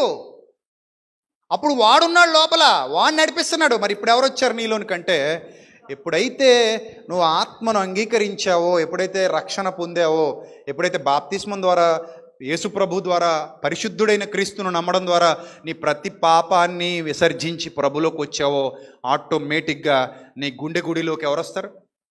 గుండె గుడి అనగానే ఈ గుండె అనుకోకండి, పదాలు బాగున్నాయని వాడుతున్నాను, మీకు అర్థమయ్యే పదాలని. నీ హృదయ మందిరంలోనికి, నీ ఆత్మీయ మందిరంలోనికి ఎవరు వస్తారు చెప్పాలి? పరిశుద్ధాత్ముడు వస్తాడు. ఎక్కడ నిన్ను పాడు చేయడు, ఏ విషయంలో నిన్ను పాడు చేయడు. అమ్మ కంటే, నాన్న కంటే ఎక్కువగా నిన్నేం చేస్తాడు? కాపాడుకుంటాడు. He protects you. మనల్ని కాపాడుతాడు ఆయన. అర్థమైందా? ఆయన ఎప్పుడూ కూడా నిన్ను సంరక్షిస్తూ ఉంటాడు. నీ అడుగులలో, నీ నడకలలో, నీ ప్రతి స్థితిలో, నీ ప్రతి పరిస్థితిలో, నీ మాటలో, నీ ఆలోచనల్లో, నీ చూపులలో, నీ నిర్ణయాలలో, నిన్ను క్షమించడంలో ఆయనదే ప్రధాన పాత్ర. నీకు తెలియకుండానే నిన్ను గూర్చి మొర్రపెడుతున్నాడట. తెలుసా నీకు ఆ సంగతి? ఆయన నిన్ను గూర్చి ఏం చేస్తున్నాడట? ఉచ్చరింప సఖ్యము కాని మూలుగలతో ఆత్మ తానే మన కొరకు విజ్ఞాపనము చేయుచున్నాడు. రోమపత్రిక 8వ అధ్యాయం చదవండి అన్నమాట. రోమపత్రిక 8వ అధ్యాయం 26. రోమపత్రిక 8వ అధ్యాయం 26. అటువలే పరిశుద్ధాత్ముడు మన బలహీనతను చూచి, అనేకమైన బలహీనతలు ఉన్నాయి మీ అందరికీ, నాకు తెలియదు అవి, కానీ ఎవరికి తెలుసు? ఎవరికి తెలుసమ్మా నీ బలహీనతలన్నీ? నీలో ఉన్న పరిశుద్ధాత్ముడికి తెలుసు కదా. నీలో ఉన్నాడు. నీకంటే బాగా నీలో ఉన్నవాడికి నీ గురించి తెలుసు, మర్చిపోకు. నాలో ఉన్నవాడికి నా గురించి బాగా తెలుసు. నాలో ఉన్నాడు కాబట్టి A to Z తెలుసు. రైట్? ఇప్పుడు నీతోనే ఉంటున్నాను అనుకో, నీ గురించి అన్నీ నాకు తెలిసిపోతాయి, తెలియవా? చాలా వరకు తెలిసిపోతాయి. నీతోనే ఉంటుంటేనే నీ గురించి నాకు అన్నీ తెలుస్తుంటే, నీలోనే ఉంటుంటే ఇంకేం తెలిసిపోవాలి? అర్థమైందా? నీతో ఉండడానికి ఒక పరిధి ఉంది, నీలో ఉండడానికి పరిధి లేదు. Get my point. నీ పక్కన ఉండడానికి, నీ ఇంట్లో నీతో పాటు ఉండడానికి ఒక పరిధి ఉంది. నీ లోపల ఉండడానికి పరిధి లేదు. అందుకే పరిశుద్ధాత్ముడు ఎక్కడున్నాడంటే నీ లోపల ఉన్నాడు, నీలో ఉన్నాడు, నీలో ఉన్నాడు, నీలో ఉన్నాడు. నీలో ఉండి ఏం చేస్తున్నాడు చూడండి, మన బలహీనత చూస్తున్నాడట. చాలా బలహీనతలు ఉన్నాయి పాప మీ బిడ్డకి. వీటన్నిటిని ఓవర్కమ్ చేయాలి, వీటన్నిటిని ఎదుర్కోవాలి, వీటన్నిటిని జయించాలి. ఈ క్షణంలో ఇతనికి ఆదరణ కూడా కావాలి. ఒక్కసారి చూడండి, మన జీవితంలో ఆదరణ కరువైపోద్ది. భుజం తట్టేవాళ్ళు ఉండరు, నాన్న వాళ్ళు ఉండరు. ఒక్కో శ్రమ సంభవించినప్పుడు ఓదార్చే వాళ్ళు ఉండరు. ఒక్కోసారి ఎలాంటి శ్రమ వస్తుందో కూడా చెప్పి రాదు. సడన్గా కొన్ని సంఘటనలు మన జీవితంలో జరుగుతుంటాయి. అరే ఇలా జరిగింది ఏంటి అని మనం తేరుకునే లోపు, మనం అర్థం చేసుకునే లోపు జరగరాని నష్టం జరిగిపోతుంటుంది. ఒక్కోసారి జీవితంలో తట్టుకుని ముందుకెళ్ళగలిగే శక్తి ఉండదు కొంతమందికి, ఓర్చుకోలేరు కొంతమంది, సహనం ఉండదు కొంతమందికి. అలాంటి సందర్భాల్లో కృంగిపోతుంటారు, బలహీనపడిపోతుంటారు, బాధపడిపోతుంటారు, ఆవేదన పడిపోతుంటారు, ఓదార్పు ఉండదు. అలాంటి సమయాలలో నేరుగా నీ వల్ల కాని పరిస్థితి ఉంది నీలో అని పరిశుద్ధాత్మనికి అర్థమైనప్పుడు ఇమ్మీడియట్గా ఆయన ఓదార్పు నీకు లభిస్తుంది. నీకు తెలియకుండానే ఆయన నిన్ను ఓదారుస్తాడు, నీకు తెలియకుండానే ఆయన నిన్ను బలపరుస్తాడు, నీకు తెలియకుండానే ఆయన నీకు శక్తినిస్తాడు, నీకు తెలియకుండానే ఆయన నిన్ను కాపాడుకుంటాడు. అర్థమైందా? పరిశుద్ధాత్ముడు మనలో ఉండి చేసేటువంటి కార్యాలు ఇవన్నీ కూడా మనలో ఉండి, మనలో ఉన్నప్పుడు ఇంక అన్నీ తెలుసు. నేను నీలో ఉన్నాను కాబట్టి నాయన నేను చూసుకుంటా, నువ్వు ధైర్యంగా ఉండు. ప్రభువా మరి దుష్టుడు వస్తాడేమో, నేను ఉన్నాను కదా, వస్తే నిన్నేం చేస్తాడు? నేను ఉన్నాను కదా. అవును నువ్వు ఉన్నావు కదా, నాకేం పర్లేదు. నాకేమైనా దురాలోచన చెప్తాడేమో, నేను కత్తిరించేస్తాను కదా. చెప్తాడు, చెప్పకుండా ఎందుకుంటాడు? వాడు ఒకప్పుడు ఉండే ఇల్లు కదా ఇది. మళ్ళీ ఏం చేసుకోవాలి? వశం చేసుకోవాలి. వాడికి ఇష్టం, వశం చేసుకోవాలి. కొంతమందికి కొన్ని ఆహారాలు ఇష్టమైనట్టు సాతానికి పరిశుద్ధులు ఇష్టం. పులికి మాంసం ఇష్టం, యాపిల్ పళ్ళు తిందది. అడవిలో బోళ్ళు పళ్ళు దొరుకుతాయి కానీ తింటదా? చెట్టెక్కి యాపిల్ పళ్ళు కోసం ట్రై చేద్దాటి పులి. సింహం ట్రై చేయదు, దానికి వద్దు. దానికి పనస పళ్ళు వద్దు, యాపిల్ పళ్ళు వద్దు, మొక్కజొన్న పొత్తులు వద్దు, ఇంకేం కావాలి? అడవిలో దొరికి ఏది దానికి వద్దు. మరేం కావాలి? వేట మాంసం కావాలి, వేటాడుతుంది. సాతానికి ఎవరు కావాలి? ఆల్రెడీ మన జేబులో ఉన్న డబ్బుల కోసం మనం ప్రయాసపడతామా? జేబులో లేని బయట ఉన్న వాటి కోసం ప్రయాసపడతామా? కదా. జేబులోని పోయే అనుకో, మళ్ళీ ఏమనుకుంటాం? ఏదో విధంగా పోయిందని మళ్ళీ తిరిగి సంపాదించాలనుకుంటాం కదా, న్యాయబద్ధంగా అయితే. సో వాడు కూడా ఏమనుకుంటాడంటే వీళ్ళందరూ నా మనుషులే ఒకప్పుడు. అర్థమైందా? మొత్తం ఈ గోపురాలన్నీ నా గోపురాలే అనుకుంటాడు వాడు. ఇవన్నీ నావే. కానీ ఇప్పుడు ఏమైపోయాయి? వాక్యానికి పోతున్నాయి, ప్రభు దగ్గరికి పోయాయి, వాక్యానికి లోబడిపోయాయి, సువార్తను నమ్మేశాయి, రాబోయే భవిష్యత్తును సంపాదించుకోవడానికి పరిగెడుతున్నాయి. It's a spiritual game. గుర్తుపెట్టుకో, ఇది ఒక ఆట. దేవుడు నీ ద్వారా ఆడిస్తున్న ఆట. నువ్వు గెలవాలి తప్ప ఓడిపోకూడదు. ఈ ఆటలో నీ శత్రువు ఎవరంటే అపవాది. వాడు నిన్ను మింగేయాలని తిరుగుతుంటాడు. దేని ద్వారా అంటే ఆలోచనలే. రకరకాల ఆలోచనలు చెప్తాడు. ప్రియమైన దేవుని సంగమా, గుర్తుపెట్టుకో, రకరకాల ఆలోచనలు. తొందరపడి విన్నావా దెబ్బైపోతావు. అందుకే 1కి 10 సార్లు ఆలోచించుకోవాలి. తొందరపడకూడదు, దేనికి తొందరపడకూడదు, కంగారు పడకూడదు. జాగ్రత్తగా ఆచితూచి ఆత్మీయ జీవితంలో నిర్ణయాలు తీసుకోవాలి. ఏదో ఒక విషయానికి నిన్ను వాక్యానికి దూరం చేసేయాలని చూస్తాడు. ఏదో ఒకటి, జస్ట్ నిన్ను ఏదో విధంగా తప్పించేయాలి. అలా తప్పించేసి ఎక్కడో తీసుకెళ్ళి పనికిరాని చోట కూర్చోబెడతాడు.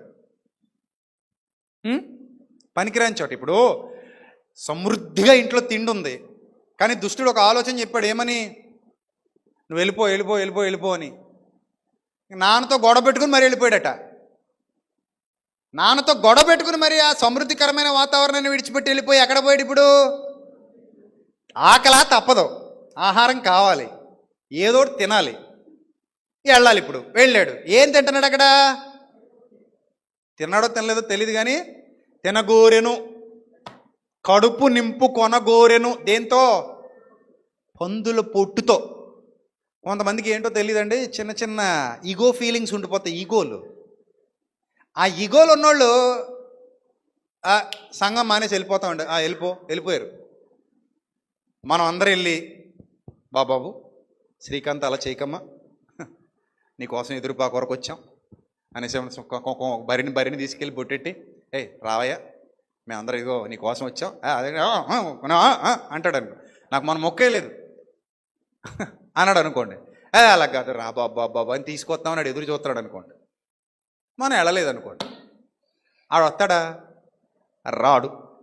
అంటే ఉదాహరణకు చెప్తున్నా. ఇప్పుడు ఒక ఈగో, అప్పుడు వాడు వస్తాడు. ఎవడాడు? అవకాశం, అదే మంచి అవకాశం. వచ్చేమంటాడంటే, ఇంకెళ్ళకక్కడికి, అస్సలొద్దు, ఎందుకంటే మనం దోస్తులం, నేను తీసుకెళ్తాను కదా, నిన్ను ఎక్కడ పెట్టాలో నాకు తెలుసు, నాకున్నాయి బ్రాంచ్లు, రా తీసుకెళ్ళి ఎక్కడ కూర్చోబెడతాను. ఇప్పుడు వన్ ఆఫ్ ద బ్రాంచ్ ఉంది నాకు, అని తీసుకెళ్ళి ఆ బ్రాంచ్లో పెట్టేస్తాడు నిన్ను. ఇంకా ఆ బ్రాంచ్లో నువ్వు ఉన్నంత వరకు నీకేముండదు, ఇంత బలమైన ఆహారం ఉండదు, ఇది ఉండదు, ఆడికి తగ్గట్టు ఉంటాయి అక్కడ, ఆడి బ్రాంచ్ అది. అందుకే కొరింథీయులకు రాసిన 2వ పత్రిక 11:13 మాట రాయబడింది, నువ్వు చదివేవలేదో. కొరింథీయులకు రాసిన 2వ పత్రిక 11:13 చదువు ఒకసారి. ఏమనుంది అక్కడ? యాలయనగా వాడు నువ్వు అనుకున్నంత తెంగరోడేం కాదు, నిన్ను ఎక్కడ కొట్టాలో వాడికి బాగా తెలుసు. ఏమని చెప్తున్నాడు వాడు? క్రీస్తు యొక్క అపోస్తలుల వేషం, కొత్త కంపెనీ స్టార్ట్ చేశాడు. ఏంటో కొత్త కంపెనీ? అపోస్తలులా అంటే సత్యం ఉంటుంది వాళ్ళ దగ్గర. మా దగ్గర అపోస్తలు ఉన్నారు, మీ దగ్గర ఏముంటుంది? మా దగ్గర సత్యం ఉంటుంది, దాని ముందు ఒక ఉంటుంది. ఏముంటుంది? మా దగ్గర సత్యమే ఉంటుంది, కానీ ఆ సైలెంట్. అప్పుడప్పుడు చూడండి, ఇంగ్లీష్ భాషలో కొన్ని విచిత్రమైన పదాలు ఉంటాయి, అందులో R silent, S silent, C silent అంటారు కదా. అప్పుడప్పుడు చూడండి, మనం PERFECT ఏమని పలుకుతాం? PERFECT ఏమని పలుకుతాం చెప్పండి? పర్ఫెక్ట్ అంటాం కదా, అంటారా? పర్ఫెక్ట్గా చేశాడండి అంటారు. ఇలా కానీ మనం వెళ్ళి ఎక్కడైనా మాట్లాడాలనుకోండి, ఎర్రబోసి ఎక్కువ వచ్చాడు అనుకుంటారు మనం. ఎందుకంటే అక్కడ ఆర్ సైలెంట్, పర్ఫెక్ట్. వాళ్ళు ఏమంటారు? పర్ఫెక్ట్. ఆర్ కనబడినట్టు, దోశ మీద నెయ్యి ఏసీ అయినట్టు అనమాట. అలాగే వరస్ట్గా ఉందంటాం, వరస్ట్. అక్కడ కూడా ఆర్ సైలెంటే. వరల్డ్ అంటాం, వరల్డ్ అంటావా, అక్కడ కూడా ఆర్ సైలెంటే. అలాగే సైకాలజీ, అక్కడ పి సైలెంట్. సైకాలజీ అన్నారు అనుకోండి, వీడు మామూలు ఎర్రబోసి కూడా కాదు, పెద్ద బస్సు ఎక్కువచ్చాడు అనుకుంటారు. సో అలా చాలా ఉంటాయి మనకు తెలియని, అక్కడ సైలెంట్ అనమాట. అలాగే అపవాది దగ్గర కూడా ఆ సైలెంట్. ఏం సైలెంట్? ఆ సైలెంట్. ఆ మెల్లగా ఉంటుంది, కానీ నీకు వినబడదు, అందులోనే ఉంటుంది, నీకు వినబడదు. ఆడు పలికేటప్పుడు దాన్ని పలకడు, కానీ ఉంటుంది, లిటరల్గా ఉంటుంది, కానీ సౌండింగ్ ఉండదు. అలాగా వాడు దొంగ అపోస్తలులు వేషము ధరించుకునే వారై ఉన్నారట. మోసగాండ్రకు పనివారునే అక్కడ కూర్చోబెడతాడు తీసుకెళ్ళి. ఇప్పుడు శ్రీకాంత్ ఏమనుకుంటాడంటే, నేను ప్రభులోనే ఉన్నాను కదా, గాడిద గుట్టు మీ దగ్గరేనా, మాకు దొరకదా? దేవుని వాక్యం మాకు దొరుకుతుంది ఇక్కడ. ఇక్కడైతే మేము చెప్పినట్టు చెప్తాడు, ఇక్కడైతే ఏం చేస్తాడు? మేము చెప్పమన్నట్టు చెప్తాడు అంతే. మాకు ఎలా కావాలంటే అలాగ అనుకూలంగా చెప్పి పడేస్తాడు. ఎంతసేపు కావాలంటే అంతసేపు, అరగంటలో ఆపేంటే ఆపేస్తాడు. అది చెప్పొద్దంటే చెప్పడు, మనకిష్టం లేని చెప్పొద్దంటే చెప్పడు. ఒక సంఘంలోనట చుట్టలు కాల్చడం గురించి మాట్లాడకూడదట. ఎందుకంటే సంఘ పెద్దలు 2 చుట్టలు కాలుతారట. ఒకవేళ అక్కడ మాట్లాడితే వాళ్ళిద్దరిని ఏం చేస్తారట? బహిష్కరిస్తారట. మరో సంఘంలో తాగుబోతుల గురించి మాట్లాడకూడదట, ఎందుకంటే అక్కడ 2 సంఘ పెద్దలు తాగుతారట. తాగితే ఇన్ని ట్రాన్స్ఫర్ చేస్తారట వెంటనే. తాగుడు గురించి కానీ చెప్పాడా, వెంటనే ఏం చేస్తారట? ట్రాన్స్ఫర్ చేస్తారట. సో అలాగుంటే ఇంకా అక్కడ బోధకుడు ఉన్నాడా, దయ్యం ఉందా? ఎవరు అండర్టేకింగ్లో జరుగుతుంది అక్కడ? దయ్యం అండర్టేకింగ్లో జరుగుతుంది అక్కడ. అదేనమాట, వాడంత తెలివిగా వాడి మాయాజాలాన్ని విస్తరింపజేస్తాడు. ఏదో విధంగా నిన్ను ఆక్యుపై చేయాలి. నీకు ఏదోటి చిన్న అసూయ పుట్టిస్తాడు, చిన్న అసూయ. ఇక వాళ్ళ ఆయన అటండి పాప లక్ష్మణ్ అనేవాడు ఎంత మంచోడండి, ఈ సురేష్ గారు వెళ్ళేదో తిట్టాడటండి, పాపం మనసులో బాధ పెట్టేసుకున్నాడండి. ఎవరు అడగలేదట ఈ సురేష్ గారిని వెళ్ళి, ఏవయ్యా నీకు అసలు తెలీదా అంత పెద్దోడిని పట్టుకుని అంత మాట అనేసావు అని అనలేదట. అందుకని ఇప్పుడు ఎవరికి కోపం వచ్చింది? లక్ష్మణ్ కోపం వచ్చి బండ కారే తీసుకెళ్ళిపోడట. ఎందుకట? రీజన్ ఏంటట? వీళ్ళిద్దరికి ఏదో వచ్చిందట, ఆయన ఈయన తిట్టలేదట, అది పెద్ద రీజన్ అట. దానికోసం ఇప్పుడు మనం ఏం చేసామట? సాతాను పలు విధాల ప్రయత్నపడతాడు. ఏదోటి చెప్పొచ్చు నీకు, ఏదోటి, లేకపోతే ఇంకోటి ఏదో చెప్పొచ్చు, ఇంకోటి ఏదో చెప్పొచ్చు. ఇగో నువ్వు వెళ్ళేసరికి సాంబార్ అయిపోయిందా? అయిపోయింది. మరి సారీ చెప్పారా? చెప్పలేదు. మరి అలాంటి ప్రేమ లేని వాళ్ళ దగ్గరికి ఏం వెళ్తావు? అంతే కదా. సో చెత్త మనకి సత్యం కంటే ఏది ఎక్కువ కాదు. మీరు చెప్పండి, సత్యం కంటే ఏది ఎక్కువ చెప్పండి. ఒకటి చెప్పండి నాకు, సత్యం కంటే పాలనాది ఎక్కువ అని చెప్పండి మీరు నాకు. ఏది ఎక్కువ? ఏది ఎక్కువ? ఏది ఎక్కువ కాదు. అన్నిటికంటే ముందు ఉండాల్సింది ఏంటి? సత్యము మిమ్మును స్వతంత్రులనుగా చేయును అన్నాడా లేదా ప్రభు? ఏమన్నా అన్నాడా? సత్యము మిమ్మును ఏం చేయును? స్వతంత్రులనుగా చేయును. ఆ సత్యాన్ని వదులుకున్నామంటే మనం ఊపిరి వదిలేసినట్టు లెక్క. ఎందుకు సత్యం గురించి, పరిశుద్ధాత్ముడి గురించి ఇంత లోతుగా మాట్లాడుతున్నానంటే, అపవాది వదిలేసిన మందిరం పరిశుద్ధాత్మకు నిలయమయ్యింది. అపవిత్రాత్మ ఒక మనుష్యుని వదిలిపోయిన తరువాత అని వ్రాయబడింది. అందుకే ఇప్పుడు నీ మందిరం, నీ హృదయం అనే మందిరం పరిశుద్ధాత్మకు నిలయం. అందులో పరిశుద్ధాత్ముడు ఉండాలి, ఉంటాడు, నిన్ను కాపాడుకుంటూ ఉంటాడు, నిన్ను ఆదరిస్తాడు. లోకంలో ఎక్కడా దొరకని ఆదరణ పరిశుద్ధాత్మ వల్ల మనకు లభిస్తుంది. నిందలు, బాధలు, అవమానాలు ఎన్ని రాని పరిశుద్ధాత్మ వలన కలిగే ఆదరణ చాలా గొప్పది. నువ్వు అనుభవించి చూడు, నువ్వు రుచి చూడు. ఇప్పుడు సూర్యకాంతి మన మీద పడాలంటే మనం బయటికి వెళ్ళాలి. ఇంట్లో ఉన్నప్పుడు ఆ వెలుగును నువ్వు ఆస్వాదించగలవు, కానీ ఆ కాంతి రేఖలు, కిరణాలు నీ మీద పడవు. ఇన్ ద సేమ్ వే పరిశుద్ధాత్మ ప్రభావం నీకు అర్థం అవ్వాలంటే పరిశుద్ధాత్మ శక్తిని నువ్వు అనుభవించాలి. ఆయన సారూప్యంలోనికి, ఆయన సామీప్యంలోనికి నువ్వు వెళ్ళగలగాలి. నీ ప్రార్థనలో ఆయనతో ఎంతగా మమేకమైపోతావో, ఎంతగా ఆయనతో ఏకీభవిస్తున్నావో, ఎంతగా ఆయన శక్తిని ఆస్వాదిస్తూ అడుగుతున్నావో, దాని మీద నీ ఆత్మీయ జీవితం ఆధారపడి ఉంటుంది. నువ్వు గుర్తించు మొదట నీలో పరిశుద్ధాత్ముడు ఉన్నాడని. ఆయన శక్తికి అవకాశం ఇయ్యి, ఆయన బలానికి అవకాశం ఇయ్యి. ఆయన ద్వారా నువ్వు గొప్ప కార్యాలు సాధించగలుగుతావు. నీలో ఉన్నవాడు లోకములో ఉన్నవానికంటే గొప్పవాడు. నమ్మాలి, నువ్వు నమ్ము, ఆ విషయాన్ని నువ్వు యూజ్ చేసుకో, ధైర్యంగా ఉండు. అది నమ్మాలి. నమ్ముట నీ వలనైతే నమ్మువానికి సమస్తము సాధ్యమే. అర్థమైందా? ఇప్పుడు కొంతమందికి బుర్ర పనిచేసి సరిగా తండ్రి చేయి పట్టుకు కూడా భయపడుతున్నాడు అనుకోండి, వణుకుతున్నాడు అనుకోండి, ఏమంటాం? అరే నేను ఉన్నాను కదరా, ఎందుకు వణుకుతున్నాను? నువ్వు ఉన్నా కూడా నా భయమే అంటే అంటే దాని అర్థమేముంది? నువ్వు ఉన్నా కూడా నాకు భయమే అంటే దాని అర్థమేముంది? అసలు నువ్వు ఉన్నావని గుర్తిస్తున్నట్ట, నువ్వు లేనట్ట? జేబులో డబ్బులు పెట్టుకుని ఎవడైనా హోటల్ కళ్ళ ముందు ఉంది, జేబులో డబ్బులు ఉన్నాయి, కానీ ఆనందం అనుకోండి అక్కడే పడుకున్నా, భోజనం లేదు బాబు అని ఏడుతున్నాడు అనుకోండి, ఏమనాలి ఇప్పుడు? అరే పిచ్చోడా, చేతిలో డబ్బులు ఉన్నాయిగా, ఉన్నాయి, అక్కడ లోపలికి వెళ్ళు, ఖర్చు పెట్టు, తిను, కడుపు నిండా తిను, ఆకలి తీర్చుకో. That is the process. అబ్బాయి నేను అలా చేయను, నేను ఎక్కడ కూర్చొని ఏడుస్తా. డబ్బులు జేబులోనే ఉంటాయి, హోటల్ అక్కడే ఉంటుంది, అన్నం అందులోనే ఉంటుంది, నేను ఏడుస్తూ ఉంటా. దాన్ని ఏమంటారు? అదో రకమైన మూఢత్వం అంటారు, మూర్ఖత్వం. కొంతమంది చూడండి అన్నీ ఉన్నాయి, ఏడుస్తూనే ఉంటారు. వాళ్ళకి ఎందుకు ఏడుస్తున్నారో తెలియదు, దిక్కుమాలిన ఏడు. అలాంటి వాళ్ళు చూస్తే చిరాకు వచ్చేస్తుంది. నీకేం లోటు, నీకేం ప్రాబ్లం అనిపిస్తుంది కదా. కొంతమందికి అన్నీ ఉంటాయి కానీ ఎందుకో ఏడుతుంటారు వాళ్ళు, ఏదో బాధపడిపోతుంటారు దేనికో. ఏం సాధించేద్దామని మరి సత్తు బిల్ల పట్టుకెళ్ళరు. సత్తు బిల్ల ఉన్నదాంతో సంతృప్తి పడనివాడు ఎప్పటికీ సంతృప్తి పడ్డు. వాడికి జీవితం విలువ ఇంకా అర్థం కాల. నాకు ఏ లోటు లేదనుకున్నవాడు ఉన్నదాంతో హ్యాపీగా ఫీల్ అవుతాడు. సో నీలో పరిశుద్ధాత్ముడు ఉన్నప్పుడు ఆయనిచ్చే ఆదరణ కంటే కూడా ఈ ప్రపంచంలో ఎవ్వరూ నిన్ను ఎక్కువగా ఆదరించలేరు. నువ్వు నమ్మంతే. నువ్వు నమ్మి ప్రార్థన చేసేటప్పుడు ఏమంటావు అంటే, పరిశుద్ధాత్ముడా నాలోనికి పంపించావు తండ్రి పరిశుద్ధాత్ముడిని, ఆ పరిశుద్ధాత్మ ఆదరణ శక్తి నాకు అనుగ్రహించు. కొన్ని రెఫరెన్సెస్ చూపిస్తాను, జాగ్రత్తగా చూడండి. పరిశుద్ధాత్మ ఆదరణను గూర్చి దేవుడు వ్రాయించినటువంటి కొన్ని రెఫరెన్సెస్ చూసి ముగించుకుందాం. అందరూ దయచేసి జాగ్రత్తగా ఉంటారు. అపోస్తలుల కార్యాలు 9వ అధ్యాయము, అపోస్తలుల కార్యాలు 9వ అధ్యాయము 31వ వచనం చదువుదాం. అపోస్తలులు, అప్పటికే సంఘానికి చాలా సమస్యలు వస్తున్నాయి, సంఘానికి చాలా శ్రమలు వస్తున్నాయి, సంఘానికి చాలా ఇరుకులు వస్తున్నాయి, శోధనలు వస్తున్నాయి, ఇబ్బందులు వస్తున్నాయి.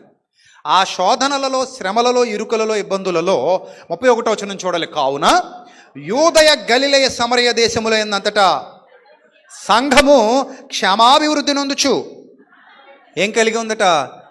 సమాధానం. అన్ని దేవుని మందిరాలే సమాధానంగా ఉంటాయి. దెయ్యం లేదు మీలో, దుష్టుడు లేడు మీలో. ఈ మందిరాలన్నీ ఏ మందిరాలు? దేవుని మందిరాలు. దేవుని మందిరం నువ్వు, నీ హృదయం దేవుని నిలయం. రైట్ రైట్ తర్వాత చదవండి. సమాధానము కలిగి ఉండెను మరియు ప్రభువునందు భయమును. ఆ మాట అందరూ అండర్లైన్ చేసుకోండి. సంఘానికి ఎవరు ఆదరణ ఉందట? పరిశుద్ధాత్మాదరణయు కలిగి నడుచుకొనుచు విస్తరించుచుండెను. Underline that word. ఏంటమ్మా? ఏ ఆదరణ? పరిశుద్ధాత్మ ఆదరణయు. పరిశుద్ధాత్మ ఆదరణ నీకుందది, లేకపోతే ఈరోజు నువ్వు ఇలా నిలబడలేవు. ఎన్నో శోధనలు నేను చుట్టుముట్టుండొచ్చు, ఎన్నో బాధలు నేను చుట్టుముట్టుండొచ్చు, ఎన్నో అవమానాలు, ఇరుకులు, ఇబ్బందులు నేను చుట్టుముట్టుండొచ్చు, ఎన్నో కుటుంబ సమస్యలు నేను చుట్టుముట్టుండొచ్చు. ప్రభువులోకి వచ్చిన తర్వాత నువ్వు చాలా నలిగిపోయి ఉండొచ్చు, చాలా కోల్పోయి కూడా ఉండొచ్చు, చాలామందిని దూరం చేసుకుని ఉండొచ్చు, తట్టుకోలేనన్ని తీవ్రమైన పరిస్థితులు నిన్ను వెంటాడి ఉండొచ్చు. కానీ ఇప్పటికీ నువ్వు ఇంకా ప్రభువులో నిలబడగలిగావంటే దాని అర్థం ఏంటి? ఎన్నో శోధనలలో, వేదనలలో, బాధలలో, ఇరుకులలో, ఇబ్బందులలో కూడా నువ్వు ఇంత స్థిరంగా, ధైర్యంగా, దృఢంగా, బలంగా నిలబడగలిగావంటే దానికి కారణం నీలో ఉన్న పరిశుద్ధాత్మ శక్తి మాత్రమే. దయగల దేవుడు నిన్ను ఆశీర్వదించి బలపరిచి స్థిరపరుస్తున్నాడు. అర్థమైందా? అదే అక్కడ వ్రాయబడింది. సంఘములన్నీ కూడా పరిశుద్ధాత్మ ఆదరణ కలిగి, ఆ ప్రభువునందు భయము, పరిశుద్ధాత్మ ఆదరణ కలిగి నడుచుకొనుచు ఏమవుతున్నాయట? విస్తరిస్తున్నాయి. పరిశుద్ధాత్మ నీలో ఉండి మౌనంగా ఉండడు. నీలో నుంచి మరొకరిలోనికి, ఆనందంలో నుంచి మరొకరిలోనికి విస్తరిస్తూ ఉంటాడు. అంటే నీ ద్వారా వారు దేవునికి దగ్గర అవుతుంటారు అనమాట.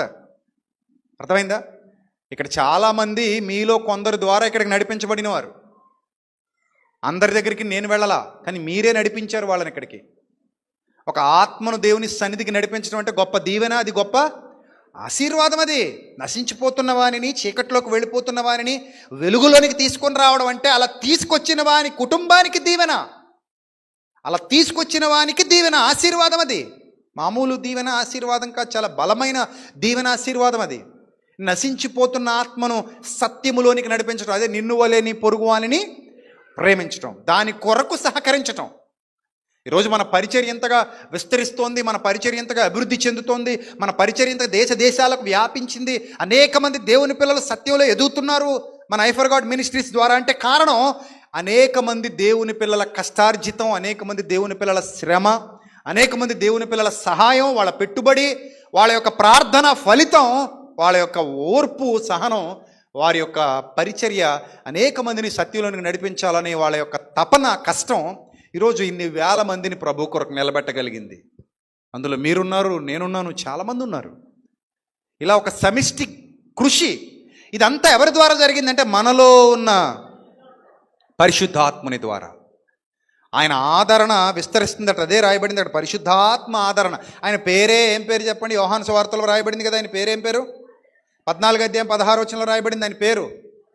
యోహాను సువార్త 14, 16, 26లో కూడా ఉంది ఆయన పేరు. ఏం పేరమ్మా? ఏ కర్త? యోబు అంటాడు వాళ్ళ స్నేహితులతో, మీరు బాధకే కర్తలు కానీ దేనికి కర్తలు గారు?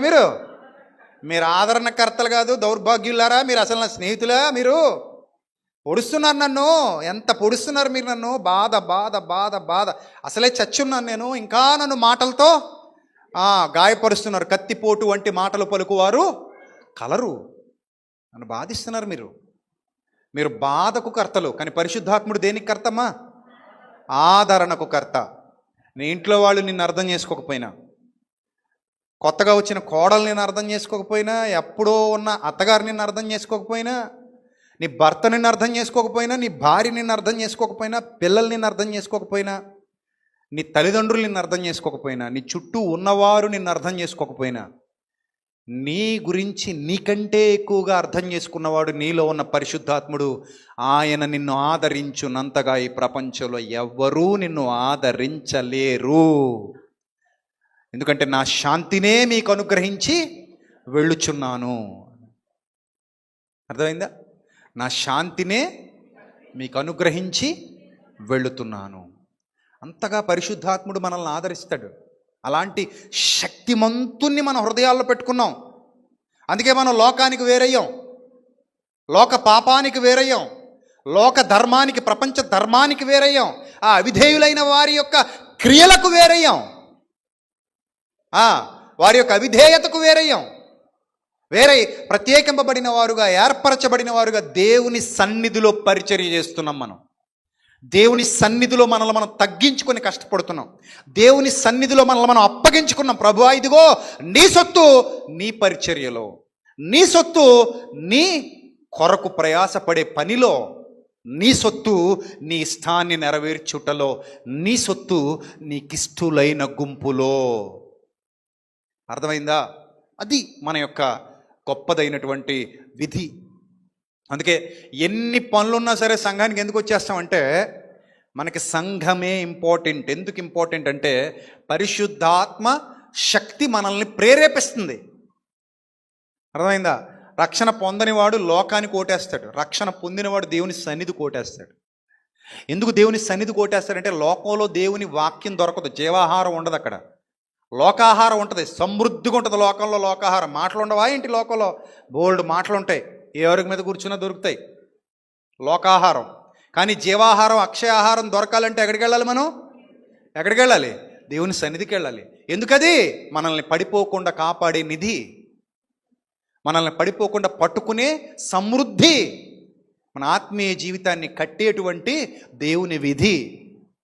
అందుకే మనం క్రమం తప్పకుండా దేవుని సన్నిధి పోగొట్టుకోకుండా పరిశుద్ధాత్మ ప్రేరణతో నడుస్తాం. పరిశుద్ధాత్మ ప్రేరణది, ఆయన ప్రేరేపణ, ఆయన మనలో ఉండి సాగించే ఒక గొప్పదైన ప్రక్రియ. ప్రియమైన దేవుని సంఘమా, గుర్తుపెట్టుకోండి, ఇది పరిశుద్ధాత్ముని ప్రక్రియ.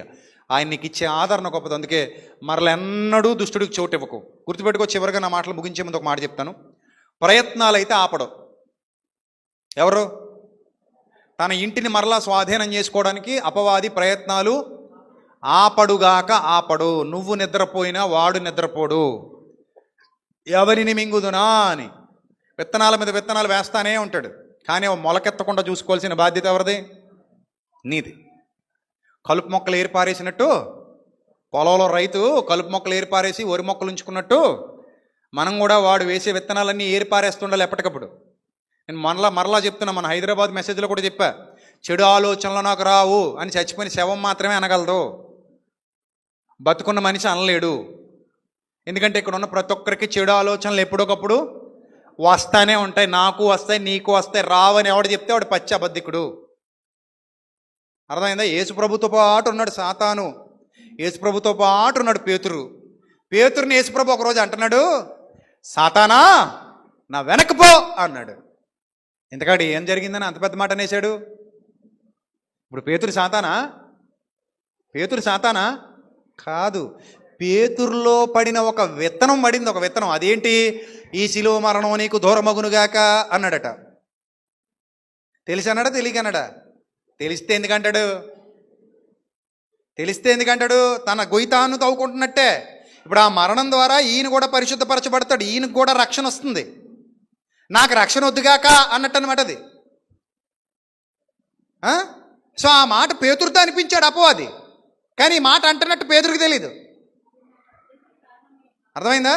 అప్పుడు ప్రభు అంటున్నారు, సాతానా నా వెనుకకు పొమ్ము, నీవు నాకు అభ్యంతర కారణమై ఉన్నావు అన్నాడు. నీవు మనుష్యుల సంగతులను తలంచుచున్నావు. కానీ రెఫరెన్స్ మత్తయి సువార్త 16వ అధ్యాయము 23. నీవు మనుష్యుల సంగతులను తలంచుచున్నావు కానీ పేతురు వైపే తిరిగాడట. పేతురు అనాలా సాతానా అనాలా చెప్పండి, ఏమనాలి? ఇప్పుడు మిమ్మల్ని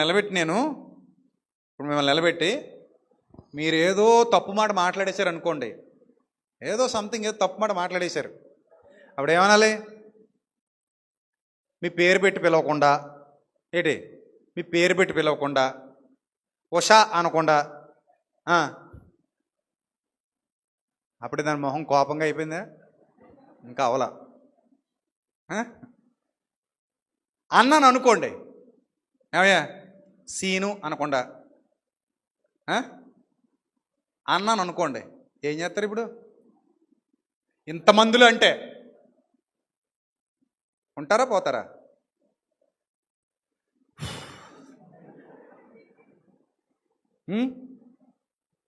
మళ్ళీ జీవితంలో గేటు దాటితే చెప్పుచ్చు గొట్టు. అంతేనా కదా? అంటారా? ఖచ్చితంగా అంటారు. ఏడండి చిన్న మాటకే సాతానాన్ని ఎత్తారా మమ్మల్ని? చిన్న పని చేస్తేనే చిన్న తప్పుకే సాతానాన్ని ఎత్తారా మమ్మల్ని? మేము ఉన్నాం ఇక్కడ, పోతున్నాం. మా సంఘాలు లేవా, మాకు వాక్యం దొరకదా అని చెప్పి పోతారు కదా. యేసు ప్రభువుకు తెలిసిపోయింది, నువ్వు మాట్లాడే మాట దాని వెనక దాని వెనుకున్నోడు వాడు ఉంటేనే ఇలాంటి మాటలు వస్తాయి నోట్లోంచి. వాడు మనుష్యుల సంగతులను మనస్కరించుచున్నావు కానీ ఇప్పుడు పేతురు మీద ఎందుకంత ఆడికి అంత పగ, అంత బాధ అంటే పేతురు ఒకప్పుడు వాడి క్యాండిడేటు. నిజం అది. పేతురు ఒకప్పుడు ఎవరి మనిషి? సాతాను మనిషి. బాగా ఉపయోగపడ్డాడు పాపం బిడ్డ ఒకప్పుడు. ఆయనలో ఉన్న నేచర్ చూసారా? నరికేసే నేచర్ ఉంది ఆయనలో. కొంతమందికి అది పోదు, తొందరగా పోదు. ఇప్పుడు ఏదో పుట్టుకతో వచ్చినాయి పిడకల్లో ఎడితే కానీ పోవట కొన్ని. అలాగా నరికేసే నేచర్ ఎవరిలో ఉంది? ఉందా? పేతురులో లేదా? ఉంది కాబట్టే అంత ఫాస్ట్గా రియాక్ట్ అయిపోయాడు. ఎవరు నరికేశాడు? మల్కని ఒక సైనికుడిని ఎత్తే చెవి తెగిపడిపోయింది చీకట్లో. ఇంకా నయం మెడ మీద పడలేదు కత్తి, కరెక్ట్గా చెవి మీద పడింది, బతికిపోయాడు. కొంచెం ఒక అరించి అటు అయి ఉంటే అయిపోను, టెంకాయ పగిలినట్టు పగిలిపోను. ఒక అరించి అటు అయితే, ఒక అరించు జస్ట్ జరిగి ఉంటే సరిపోద్ది. అరించు ఏమవుద్ది?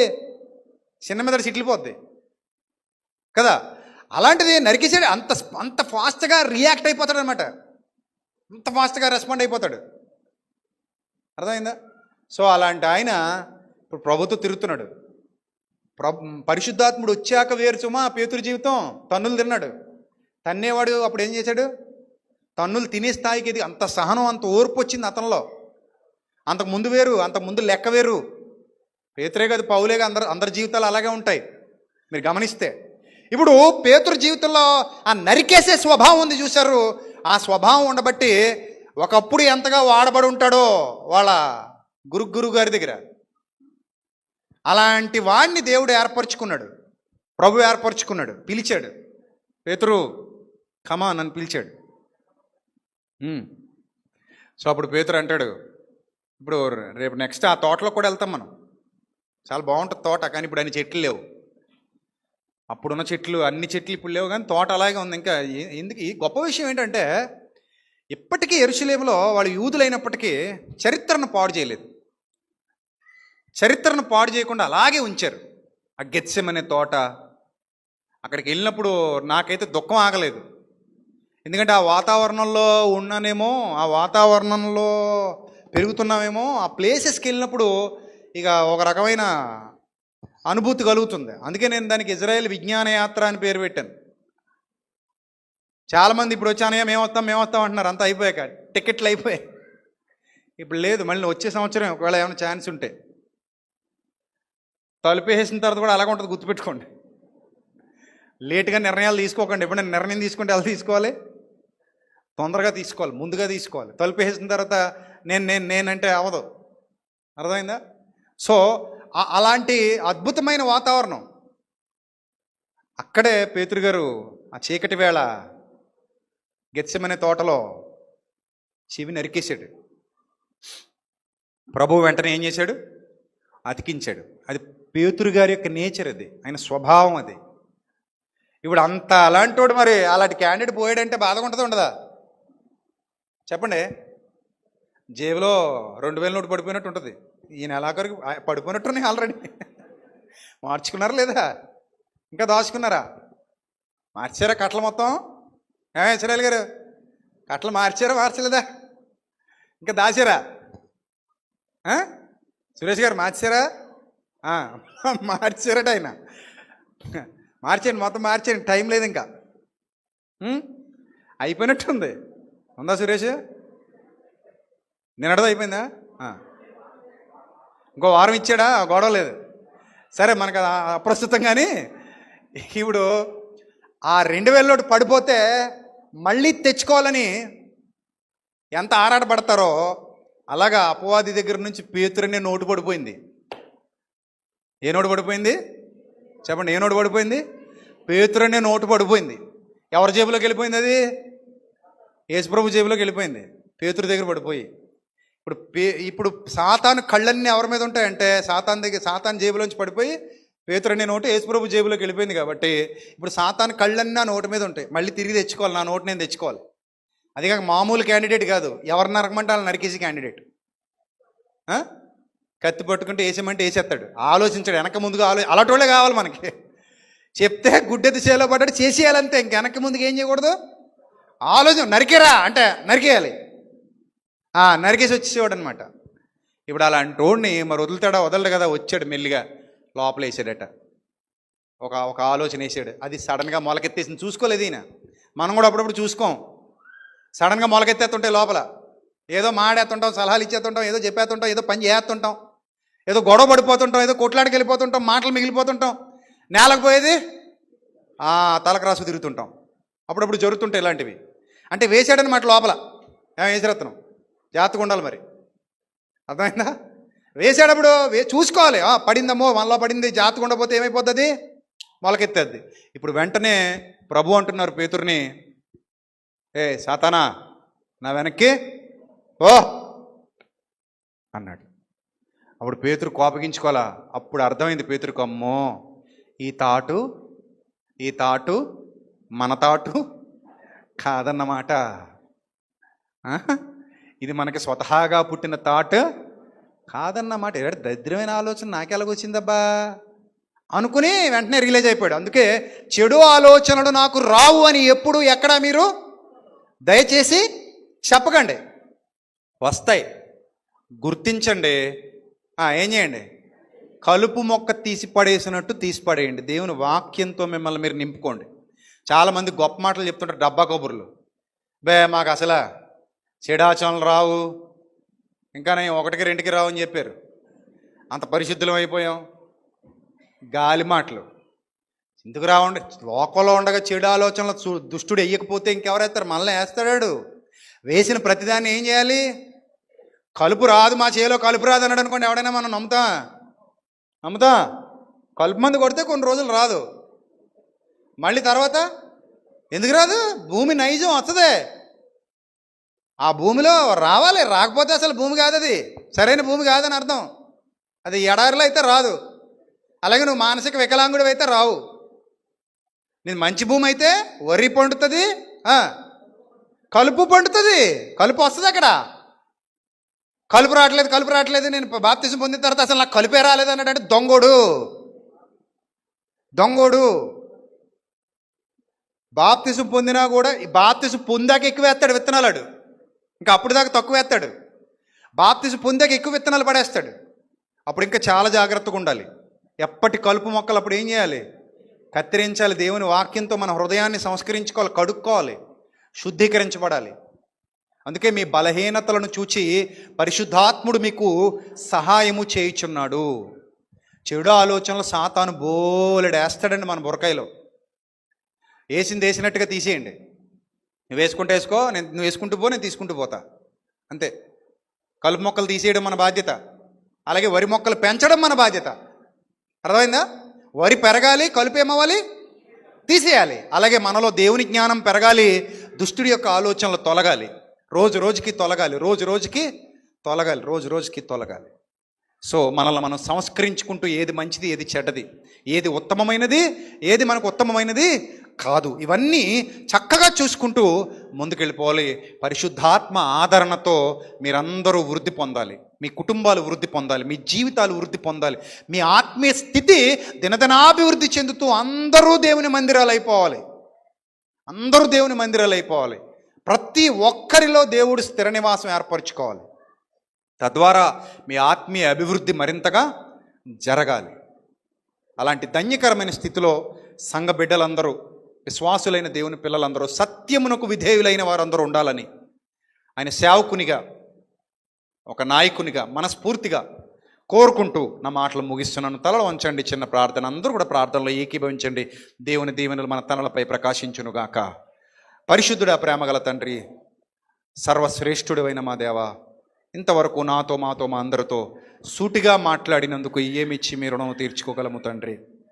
దయగల దేవా, మీ పిల్లల హృదయాలలో ప్రభువా మీ పరిశుద్ధాత్మ శక్తిని స్థిర నివాసం ఉండులాగున చేశారు, వరమిచ్చారు తండ్రి, వరమిచ్చారు ప్రభువా. ఈ వరమును పోగొట్టుకొనక కడవరకు నమ్మకంగా స్థిరులుగా కదలని వారుగా మీ కార్యాభివృద్ధి అంది ఎప్పటికీ ఆసక్తి పరులుగా ఉండుటకు సహాయం చేయండి. జ్ఞానం ఇవ్వండి, వివేకం ఇవ్వండి. మీ సన్నిధి కాంతి మీ బిడ్డలపై ప్రకాశింపచేయమని ఘనత, మహిమ, ప్రభావములు మీకు చెల్లిస్తూ, ప్రభా వచ్చే ఆదివారం జరగబోతున్న వార్షికోత్సవం ఘనంగా జరిపించమని, మా అందరి ఆనందానికి, మా అందరి సంతోషానికి మీరు పునాదిగా ఉండి, ప్రభా మిమ్మును బట్టి ఇన్ని సంవత్సరాలు మేము మీలో ఎదిగాం, సంఘంలో ఉన్నాం. ఇది మీ దయ, మీ కృప. ఇక్కడ ఎంతోమంది పిల్లల్ని ప్రభా నాకు చేదోడు వాదోడుగా మీరు నిలబెట్టారు, సహకారులుగా నిలబెట్టారు. ఎంతోమంది ప్రభా ఈ మినిస్ట్రీకి సహకరిస్తూ వారి యొక్క ధనాన్ని, వారి యొక్క శ్రమను పెట్టుబడిగా పెడుతూ అనేకమైన ఆత్మలు సంపాదించడానికి ప్రభా మా వెనక వారు ఉన్నారు. వారి ప్రోత్సాహం మరువలేనిది. ఇన్ని సంవత్సరాల్లో ఎంతమంది పిల్లలైతే స్వచ్ఛందంగా మీ పరిచర్య కొరకు కష్టపడ్డారో వారందరినీ ఆ రోజు జ్ఞాపకం చేసుకుని, వారందరి కొరకు ఆ రోజు ప్రార్థించి మీ సన్నిధిలో మేము ఆనందించబోతున్నాం. కనుక ప్రభా వార్షికోత్సవం, ప్రభా 11వ తేదీ జరగవలసిన వార్షికోత్సవం 8వ తేదీ జరుగుతూ ఉండగా మీ సహాయ సహకారాలు మా సంఘాలకు దయచేయండి తండ్రి. పిల్లలందరినీ ఇక్కడ సమకూర్చండి, విలువైన వర్తమానాన్ని మా కొరకు సిద్ధం చేయండి. మీ ఆత్మశక్తితో అది మాకు అందించండి. ఆ రోజు రాత్రి జరగబోతున్న ఇజ్రాయెల్ ప్రయాణంలో కూడా మీరు నాకు తోడుగా ఉండండి తండ్రి. క్షేమంగా నన్ను ఇజ్రాయెల్ దేశానికి నడిపించండి.